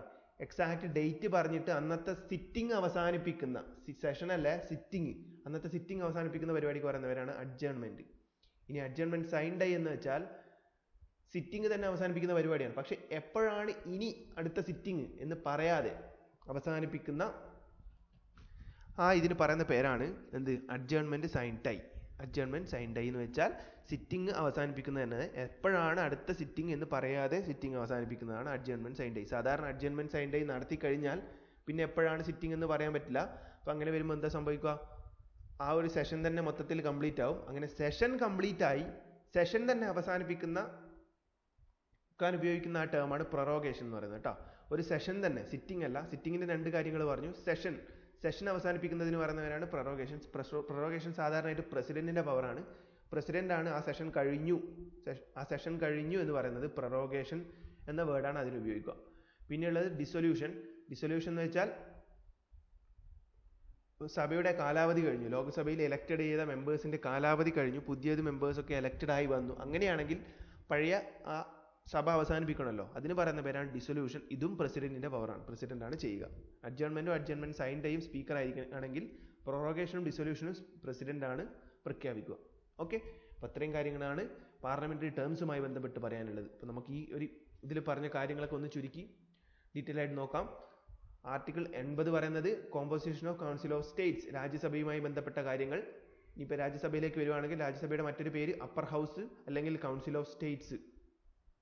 ആദ്യമായിട്ട് രാജ്യസഭയിൽ മീറ്റിംഗ് നടക്കുന്നത് 1952 മെയ് 13 250 മെമ്പേഴ്സ് ഉണ്ടായി. 250 മെമ്പേഴ്സ് ആണ് maximum capacity of Rajya Sabha. President nominate ചെയ്യുന്ന ആൾക്കാരുടെ എണ്ണം എന്ന് വെച്ചാൽ 12 പേരാണ്. Literature, science, art, social service ഇത്രയും മേഖലകളിൽ കഴിവ് തെളിയിച്ച ആൾക്കാരെ ആയിരിക്കും പ്രസിഡന്റ് നോമിനേറ്റ് ചെയ്യുക. രാജ്യസഭയുടെ ചെയർമാൻ എന്ന് പറയുന്നത് വൈസ് പ്രസിഡന്റ് ആണ്. രാജ്യസഭയുടെ സീറ്റ് അലോക്കേഷനുമായി ബന്ധപ്പെട്ട കാര്യങ്ങൾ, സംസ്ഥാനങ്ങളുടെ സീറ്റ് അലോക്കേഷനുമായി ബന്ധപ്പെട്ട കാര്യങ്ങൾ പറയുന്ന ഷെഡ്യൂളാണ് ഷെഡ്യൂൾ 4. രാജ്യസഭ ഒരു പെർമനന്റ് ബോഡിയാണ്. ഓരോ 2 വർഷം കഴിയുന്നതിന് 1/3 മെമ്പേഴ്സ് രാജിവെക്കും. രാജ്യസഭയിൽ മെമ്പർ ആവാനുള്ള മിനിമം ഏജ് എന്ന് പറയുന്നത് 30 ക്ലിയർ. പിന്നെ ആർട്ടിക്കിൾ 81 പറയുന്നത് composition of house of the people. House of people എന്ന് വിശേഷണമുള്ളതാണ് എന്ത്? ലോകസഭ, ഹൗസ് ഓഫ് പീപ്പിൾ അല്ലെങ്കിൽ ലോവർ ഹൗസ് എന്നും പറയും. പിന്നെ ഒരു കാര്യം പറയാൻ വിട്ടുപോയി, ഫസ്റ്റ് മീറ്റിംഗ് ഓഫ് ലോകസഭ നടന്നതും രാജ്യസഭയുടെ ഫസ്റ്റ് മീറ്റിംഗ് നടന്നതും ഒരേ ദിവസം തന്നെയാണ്. 1952 മെയ് 13 ഫസ്റ്റ് മീറ്റിംഗ്. അതൊന്ന് ഓർമ്മിച്ച് വെച്ചേക്കുക. ഫസ്റ്റ് മീറ്റിംഗ് ഓഫ് ലോകസഭ നേരത്തെ പറയാൻ വിട്ടുപോയതാണ്. ഫസ്റ്റ് മീറ്റിംഗ് ഓഫ് ലോകസഭ നടന്നതും 1952 മെയ് 13 തന്നെയാണ്. ലോകസഭയുടെ മാക്സിമം സ്ട്രെങ്ത് എന്ന് പറയുന്നത് 552 പേരാണ്. ഇതിൽ 530 പേർ വ്യത്യസ്ത സംസ്ഥാനങ്ങളിൽ നിന്ന് എലക്റ്റഡ് ആയി വന്നവരായിരിക്കും. 20 പേർ യൂണിയൻ ടെറിട്ടറികളിൽ നിന്ന് എലക്റ്റഡ് ആയി വന്നവരായിരിക്കും. 2 പേർ പ്രസിഡന്റ് നോമിനേഷൻ വഴി വന്നവരായിരിക്കും. ലോകസഭയുടെ ആദ്യത്തെ സ്പീക്കർ GV മാവലങ്കാർ, ആദ്യത്തെ ഡെപ്യൂട്ടി സ്പീക്കർ MA അയ്യങ്കാർ, ഇപ്പോഴത്തെ സ്പീക്കർ ഓം ബിർള. ലോകസഭയുടെ കാലാവധി 5 വർഷം. മിനിമം ഏജ് ടു ലോകസഭയിലേക്ക് എലക്ട് ചെയ്യാൻ അല്ലെങ്കിൽ മത്സരിക്കാൻ വേണ്ട മിനിമം പ്രായം എന്ന് പറയുന്നത് 25 വയസ്സാണ്. പിന്നെ പറഞ്ഞത് പാർലമെന്ററി ടേംസ് ആണ്. പാർലമെന്റിൽ സാധാരണ 3 സെഷനാണ് ഉണ്ടാവാറ്. Budget session, monsoon session, winter session. 2 sessions തമ്മിലുള്ള ഗ്യാപ്പ് എന്ന് പറയുന്നത് മാക്സിമം 6 മാസമാണ്. 6 മാസത്തിനിടയിൽ 2 സെഷൻ വരണം. 6 മാസം ഗ്യാപ്പ് മാത്രമേ ഉണ്ടാകാൻ പാടുള്ളൂ. പിന്നെ ഓരോ സെഷനിലും കുറേ സിറ്റിങ്ങുകൾ ഉണ്ടാവും. ഓരോ സിറ്റിങ്ങും സ്റ്റാർട്ട് ചെയ്യുന്നത് ക്വസ്റ്റ്യൻ ഹവർ വഴിയാണ്. അതിനുശേഷം 0 ഹവർ നടക്കും. അഡ്ജേൺമെന്റ് എന്ന് വെച്ചാൽ ഡേറ്റ് പറഞ്ഞിട്ട് സിറ്റിംഗ് അവസാനിപ്പിക്കുന്നതിന് പറയുന്നവരാണ് അഡ്ജേൺമെന്റ്. അഡ്ജേൺമെന്റ് സൈൻ ഡേ എന്ന് വെച്ചാൽ ഡേറ്റ് പറയാതെ സിറ്റിംഗ് അവസാനിപ്പിക്കുന്നതാണ് അഡ്ജേൺമെന്റ് സൈൻ ഡേ. സാധാരണ അഡ്ജേൺമെന്റ് സൈൻ ഡേയിലേക്ക് പോവുകയാണെങ്കിൽ അത് ആ സെഷൻ തന്നെ അവസാനിക്കുന്ന രീതിയിലാണ് ഉണ്ടാവാറ് സാധാരണ. ആ സെഷൻ തന്നെ കംപ്ലീറ്റ് ആയിട്ട് അവസാനിപ്പിക്കാൻ വേണ്ടിയിട്ട് പ്രസിഡന്റ് പുറപ്പെടുവിക്കുന്നതാണ് പ്രൊറോഗേഷൻ. സഭ കംപ്ലീറ്റ് ആയിട്ട് ഒരു 5 വർഷം കഴിഞ്ഞതിന് ശേഷം സഭ പിരിച്ചുവിടുന്നതിന് പറയുന്നവരാണ് ഡിസൊല്യൂഷൻ. ക്ലിയർ. ഇത്രയും കാര്യങ്ങളാണ് രാജ്യസഭ, ലോകസഭ, പാർലമെന്ററി ടേംസുമായി ബന്ധപ്പെട്ടിട്ട് പറയാനുള്ളത്. ക്ലിയർ. ഇനി നമുക്ക് നോക്കാനുള്ളത് ആർട്ടിക്കിൾ 93 ആർട്ടിക്കിൾ 80ഉം 81ഉം ഒക്കെ കഴിഞ്ഞു. ഇനി പ്രധാനപ്പെട്ട ആർട്ടിക്കിൾ വരുന്നത് ആർട്ടിക്കിൾ 93 ആണ്. ആർട്ടിക്കിൾ 93 പറയുന്നത് speaker and deputy speaker of the house of people.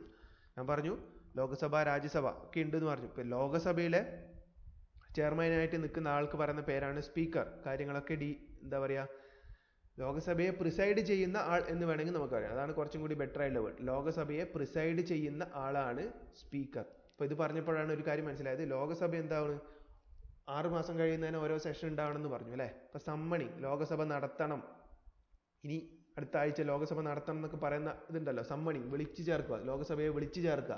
ആ വിളിച്ചു ചേർക്കുന്ന ഡ്യൂട്ടി ആരുടെയാണ്? പ്രസിഡന്റിന്റെയാണ്. ഈ പോയിന്റ് ശ്രദ്ധിക്ക് നോട്ട് ചെയ്ത് വെച്ചോളാം. പ്രസിഡന്റ് ആണ് ലോകസഭ സമ്മൺ ചെയ്യുക. ഓക്കെ, ഇനി ലോകസഭ പ്രിസൈഡ് ചെയ്യുന്ന ആളാണ് ആര്? സ്പീക്കർ കേട്ടോ. ലോകസഭ പ്രിസൈഡ് ചെയ്യുന്ന സ്പീക്കറാണ്. പക്ഷെ സമ്മണിങ് നടത്തുന്നത് ആരാണ്? പ്രസിഡന്റ് ആണ്. സമ്മണിങ് നടത്തുന്നത് പ്രസിഡന്റ് ആണ്. ഓക്കെ, ലോകസഭയിൽ ഓർഡർ മെയിൻറ്റെയിൻ ചെയ്യാൻ വേണ്ടിയിട്ട്, അതായത് ഒച്ചപ്പാടും ബഹളമൊക്കെ ഉണ്ടെങ്കിൽ അതൊക്കെ മാറ്റി എല്ലാവരെയും ഒന്ന് അണ്ടർ കൺട്രോളിലേക്ക് കൊണ്ടുവരുന്നത് സ്പീക്കറിന്റെ ഡ്യൂട്ടിയാണ്. പിന്നെ മണി ബിൽ എന്ന് വെച്ചാൽ ഫിനാൻഷ്യൽ മാറ്റേഴ്സിനെ ബാധിക്കുന്ന തരത്തിലുള്ള ഏത് നിയമത്തിനെയും പറയുന്ന പേരാണ് മണി ബിൽ എന്ന കാറ്റഗറിയിലാണ് ഉൾപ്പെടുത്തുക. അത് ഏതെങ്കിലും ഒരു നിയമം ലോകസഭ പാസ്സാക്കുകയാണെങ്കിൽ അത് മണി ബില്ലാണോ അല്ലയോ എന്ന് തീരുമാനിക്കാനുള്ള അവസാന അധികാരം എന്ന് പറയുന്നത് സ്പീക്കർക്കാണ്. സ്പീക്കറുടെ കയ്യിലാണ് മണി ബില്ലാണോ അല്ലയോ എന്ന് തീരുമാനിക്കാനുള്ള അധികാരം. ഒരു ബില്ല് 2 ബില്ലാവും, ഒന്ന് മണി ബില്ലാവാം അല്ലെങ്കിൽ സാധാരണ ബില്ലാവാം. മണി ബില്ലാണെങ്കിൽ ലോകസഭ പാസ്സാക്കും, രാജ്യസഭ പാസ്സാക്കും. രാജ്യസഭ പാസ്സാക്കിയിട്ടില്ലെങ്കിൽ തന്നെ ഇത്രയും ദിവസം കൊണ്ട് രാജ്യസഭ പാസ്സാക്കേണ്ട ഒരവസ്ഥയിലേക്ക് വരും. പാസ്സാക്കാതെ വേറൊരു നിവൃത്തിയില്ലാത്ത ഒരവസ്ഥയിലാണ് ഉണ്ടാവുക. തിരിച്ചയക്കാം, അതായത് രാജ്യസഭക്ക് പാസ്സാവാതെ ലോകസഭയിലേക്ക് തിരിച്ചയക്കാം, മാറ്റങ്ങൾ വരുത്താൻ വേണ്ടി. പക്ഷെ വീണ്ടും ലോകസഭ അത് പാസ്സാക്കി തിരിച്ച് രാജ്യസഭയിലേക്ക് വരുവാണെങ്കിൽ പിന്നെ രാജ്യസഭക്ക് ഒന്നും ചെയ്യാനില്ല. അപ്പൊ അത് മണി ബില്ലാണെങ്കിൽ നിർബന്ധമായിട്ടും ലോകസഭയുടെ കയ്യിലാണ് മൊത്തത്തിലുള്ള കൺട്രോള്. അപ്പൊ അതിനുശേഷം അത് സ്പീക്കർ എടുത്തു പോകും, സ്പീക്കർ സൈൻ ചെയ്യും. അതിനുശേഷം പ്രസിഡന്റ് എടുത്തു പോകും. പ്രസിഡന്റിനും നിർബന്ധമായിട്ടും ഒപ്പ് വെച്ചിട്ട് മാത്രമേ പോകാൻ പറ്റൂ. ഒപ്പ് വെക്കാതിരിക്കാനുള്ള പവർ ഇല്ല, വീറ്റോ പവർ ഒന്നും അപ്ലൈ ചെയ്യാൻ പറ്റില്ല മണി ബില്ലിന്റെ കാര്യത്തിൽ. സാധാ ബില്ലാണെങ്കിൽ പ്രസിഡന്റിന് പവർ ഉണ്ട്, രാജ്യസഭക്കും കാര്യമായ രീതിയിൽ പവർ വരുന്നുണ്ട്. ഓക്കെ, അപ്പൊ അങ്ങനെയൊക്കെയാണ് കാര്യങ്ങൾ.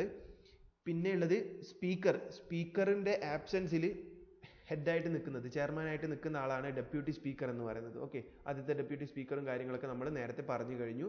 സ്പീക്കർ ഇല്ലെങ്കിൽ പകരം വരുന്ന ആളാണ് ഡെപ്യൂട്ടി സ്പീക്കർ. ഓക്കെ, പിന്നെ പറയാനുള്ളത് ആർട്ടിക്കിൾ 100 ആണ്. ആർട്ടിക്കിൾ 100ൽ പറയുന്നത് കഴിഞ്ഞ എക്സാമിന് ഇപ്പൊ നിലവിൽ റീസെന്റ് ആയിട്ട് നടന്ന എക്സാമിന് ചോദിച്ചുള്ള ഒരു ചോദ്യമാണ് ആർട്ടിക്കിൾ 100. അതുകൊണ്ടാണ് ഇവിടെ ഉൾപ്പെടുത്തിയത്. ആർട്ടിക്കിൾ 100, 105 ഒന്നും അങ്ങനെ അധികം ശ്രദ്ധിക്കാത്ത ആർട്ടിക്കിൾസ് ആണ്, പക്ഷെ അതൊക്കെ ചോദിച്ചിട്ടുണ്ട്, അതുകൊണ്ട് നമ്മൾ ഇവിടെ ഉൾപ്പെടുത്തുന്നു. വോട്ടിംഗ് ഇൻ ഹൗസസ്, ആർട്ടിക്കിൾ 100 പറയുന്നത് വോട്ടിംഗ് ഇൻ ഹൗസസ്. ഇത്ര ഓർമ്മിച്ചാൽ മതി, ബാക്കി ഓർമ്മിച്ചില്ലെങ്കിലും കുഴപ്പമില്ല. ലോകസഭ രാജ്യസഭ ഇവിടെയൊക്കെ നടക്കുന്ന വോട്ടിങ്ങുമായി ബന്ധപ്പെട്ട എന്തെങ്കിലും ഒരു ബില്ലൊക്കെ പാസ്സാകുമ്പോൾ വോട്ടിങ്ങുമായി ബന്ധപ്പെട്ട കാര്യങ്ങളൊക്കെ നടക്കും. ആ ബില്ല് പാസ്സാക്കാൻ അനുകൂലിക്കുന്നവർ പ്രതികൂലിക്കുന്നവർ ഇവരുമായി ബന്ധപ്പെട്ട കാര്യങ്ങളൊക്കെ ഉണ്ടാവും. അപ്പോൾ ഇതൊക്കെ പറയുന്നതാണ് വോട്ടിംഗ്. അപ്പം വോട്ടിങ്ങുമായി ബന്ധപ്പെട്ട എല്ലാം ഡിസ്കസ് ചെയ്തിട്ടുള്ളത് ആർട്ടിക്കിൾ 100ലാണ്. പിന്നെന്താ പറയുന്നത്? Power of houses to act notwithstanding vacancies and quorum. അത് വലിയ കാര്യമില്ല, അത് പഠിച്ചില്ലെങ്കിലും കുഴപ്പമില്ല. വോട്ടിംഗ് ഇൻ ഹൗസസ് എന്ന ആ ടേം പഠിച്ചു വെക്കുക, ആർട്ടിക്കിൾ 100. ഓക്കെ, പിന്നെ article 105 powers privileges etcetera of house of parliament and the members of the committee. Parliament മെമ്പേഴ്സിന്റെ പവറും പ്രിവിലേജും കാര്യങ്ങളും ഒക്കെ പറയുന്ന ഡിഫൈൻ ചെയ്തിട്ടുള്ള ആർട്ടിക്കിളാണ് ആർട്ടിക്കിൾ 105. ഇത് ഇമ്പോർട്ടൻ്റ് ആണ്. പാർലമെന്റും പാർലമെന്റിന്റെ മെമ്പേഴ്സിന്റെയും പവർ പ്രിവിലേജസ് ഇതൊക്കെ പറയുന്നതാണ് ആർട്ടിക്കിൾ 105. പിന്നുള്ളതാണ് article 108 joint sitting of both houses in certain cases. ചില കേസസിൽ ഉണ്ടാവും ലോകസഭയും രാജ്യസഭയും തമ്മിൽ തർക്കമുണ്ടാവും. ലോകസഭയിൽ പാസ്സാവും, രാജ്യസഭയിൽ പാസ്സാവില്ല. അപ്പൊ അങ്ങനത്തെ ഒക്കെ കേസ് വരുന്ന സമയത്ത് ലോകസഭയും രാജ്യസഭയും ഒരുമിച്ചിരിക്കാൻ വേണ്ടി സമ്മൺ ചെയ്യുന്നത് ആരാണ്? വിളിച്ചു ചേർക്കുന്ന ആരാണ്? പ്രസിഡന്റ് ആണ്. ഒരുമിച്ചിരുന്നിട്ട് അവൻ പ്രിസൈഡ് ചെയ്യുന്ന ആരായിരിക്കും? സ്പീക്കർ തന്നെയായിരിക്കും. അതും കൂടി നോട്ട് ചെയ്ത് വെക്കുക. രണ്ട് ലോകസഭയും രാജ്യസഭയും ഒരുമിച്ചിരിക്കുന്ന പരിപാടിക്ക് പറയുന്ന പേരാണ് ജോയിന്റ് സിറ്റിംഗ്. അത് ഡിഫൈൻ ചെയ്തിരിക്കുന്നത് ആർട്ടിക്കിൾ 108ലാണ്. പിന്നെയുള്ളത് ആർട്ടിക്കിൾ 110 ആണ്, ഡെഫിനിഷൻ ഓഫ് മണി ബിൽ. എന്താണ് മണി ബിൽ? ഇതുമായി ബന്ധപ്പെട്ട കാര്യങ്ങളാണ് മണി ബിൽ. മണി ബില്ലിന് കുറെ ഡെഫിനിഷൻ ഒക്കെ ഉണ്ട്. നമ്മൾ സിമ്പിൾ ആയിട്ട് പറഞ്ഞത് ഫിനാൻഷ്യൽ കാര്യങ്ങളെ എഫക്ട് ചെയ്യുന്ന രീതിയിലുള്ള ബില്ലുകൾക്ക് പറയുന്ന പേരാണ് മണി ബിൽ. അങ്ങനെയാണ് നമ്മൾ പറഞ്ഞത്. ജസ്റ്റ് അങ്ങനെ അറിഞ്ഞു വെച്ചാൽ മതി. മണി ബില്ലിന്റെ ഡെഫിനിഷനും കാര്യങ്ങളും ഡീറ്റെയിൽ ആയിട്ട് ആർട്ടിക്കിൾ 110ലാണ് ഉൾപ്പെടുത്തിയിട്ടുള്ളത് എന്നും ഓർത്ത് വെക്കുക. പിന്നെയുള്ളത് 112 ആണ്, ആനുവൽ ഫിനാൻഷ്യൽ സ്റ്റേറ്റ്മെന്റ്. ബഡ്ജറ്റ് എന്ന് വെച്ചാൽ എന്താണ്? കഴിഞ്ഞ വർഷത്തെ നടന്ന എന്തൊക്കെ പരിപാടികൾക്ക് വേണ്ടിയിട്ടാണ് പൈസ സ്പെൻഡ് ചെയ്തത്, എത്രയൊക്കെയാണ് വരവ്, എത്രയൊക്കെയാണ് ചിലവ്, ഇതൊക്കെ മൊത്തത്തിൽ ഡീറ്റെയിൽ ആയിട്ട് ഈ ബഡ്ജറ്റിലാണ് അവതരിപ്പിക്കുക. പിന്നെ ഇനി വരാൻ പോകുന്ന വർഷത്തെ പൈസ എങ്ങനെയൊക്കെ സ്പെൻഡ് ചെയ്യണം കാര്യങ്ങളും ബഡ്ജറ്റിലാണ് പ്രസന്റ് ചെയ്യുക. എല്ലാ വർഷവും ഒരു തവണ ബഡ്ജറ്റ് ഉണ്ടാവും. അതാണ് ആനുവൽ ഫിനാൻഷ്യൽ സ്റ്റേറ്റ്മെന്റ് അല്ലെങ്കിൽ ബഡ്ജറ്റ് എന്ന് പറയുന്നത്. ഇതിനെപ്പറ്റി പറയുന്ന ആർട്ടിക്കിളാണ് ആർട്ടിക്കിൾ 112, ആർട്ടിക്കിൾ 108, 110, 112. ഇത് മൂന്നും പരസ്പരം മാറിപ്പോവാതിരിക്കാൻ വേണ്ടി ഒന്ന് ശ്രദ്ധിക്കുക. ഓക്കെ. പിന്നെ വരുന്നതാണ് ആർട്ടിക്കിൾ 123. 123 ഞാൻ നേരത്തെ പറഞ്ഞതാണ് ഓർഡിനൻസ്. ഓർഡിനൻസ് എന്ന് പറയുന്നത് പ്രസിഡന്റിന്റെ പവറാണ്. അതും കൂടി ഒന്ന് നോട്ട് ചെയ്ത് വെച്ചേക്കുക. ക്ലിയർ? ഇത്രയും കാര്യങ്ങളാണ് ഈ ഒരു ഭാഗത്ത് നമ്മൾ പറയുന്നത്. ഇനി ഇതൊക്കെ കൂടി ഒന്നുകൂടി നമുക്കൊന്ന് പെട്ടെന്ന് ഓടിച്ചു നോക്കാം. Article 93, speaker and deputy speaker of the house of the people. ലോക്സഭയിലെ സ്പീക്കറും ഡെപ്യൂട്ടി സ്പീക്കറെ സംബന്ധിച്ച കാര്യങ്ങൾ പറയുന്ന ആർട്ടിക്കിൾ 93. സ്പീക്കർ എന്താ ചെയ്യേണ്ടതെന്ന് വെച്ചാൽ പ്രിസൈഡ്സ് ഓവർ ലോകസഭ പ്രിസൈഡ് ചെയ്യുക. ഓക്കെ. Maintain order. ഇതൊക്കെയാണ് സ്പീക്കറിന്റെ പ്രധാന പരിപാടി. സമ്മണിങ് എന്ന് പറയുന്ന പരിപാടി ആരുടെയാണ്? പ്രസിഡന്റ് ആണ് ചെയ്യേണ്ടത്. സ്പീക്കർ ഇതെന്ന് വെച്ചാൽ പ്രിസൈഡ് ചെയ്യുക എന്നതാണ്. ഓക്കെ. മണി ബില്ലാണോ അല്ലയോ എന്ന് തീരുമാനിക്കുന്നത് പ്രസിഡന്റ് അല്ല, സ്പീക്കറാണ്. മണി ബില്ലാണോ അല്ലയോ എന്ന് തീരുമാനിക്കുന്നത് സ്പീക്കറാണ്. പിന്നെ ആർട്ടിക്കിൾ 100 പറഞ്ഞു voting in houses. Power of houses to act notwithstanding vacancies and quorum. Article 105 പറഞ്ഞു power, privileges etcetera of house of people and of the members and committee thereof. Article 108 പറഞ്ഞു joint sitting of both the houses in certain cases. Article 110 പറഞ്ഞു definition of money bills. Article 112 പറഞ്ഞു annual financial statement അഥവാ budget. Article 123 പറയുന്നത് ഓർഡിനൻസുമായി ബന്ധപ്പെട്ട കാര്യങ്ങൾ. Clear അല്ലേ? അപ്പോൾ ഇത്രയും കാര്യങ്ങളാണ് ഈ ഒരു ഭാഗത്തിൽ നമ്മൾ ഉൾപ്പെടുത്തിയിട്ടുള്ളത്. ഇനിയിപ്പോൾ അടുത്ത ക്ലാസ്സിൽ എന്ത് ചെയ്യും?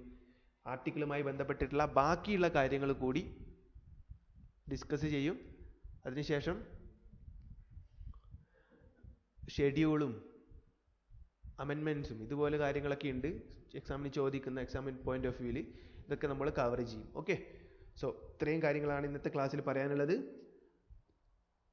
സോ ഇത്രയും നേരം ഈ ക്ലാസ് കണ്ടതിന് എല്ലാവർക്കും thank you. Keep supporting SSC Malayali.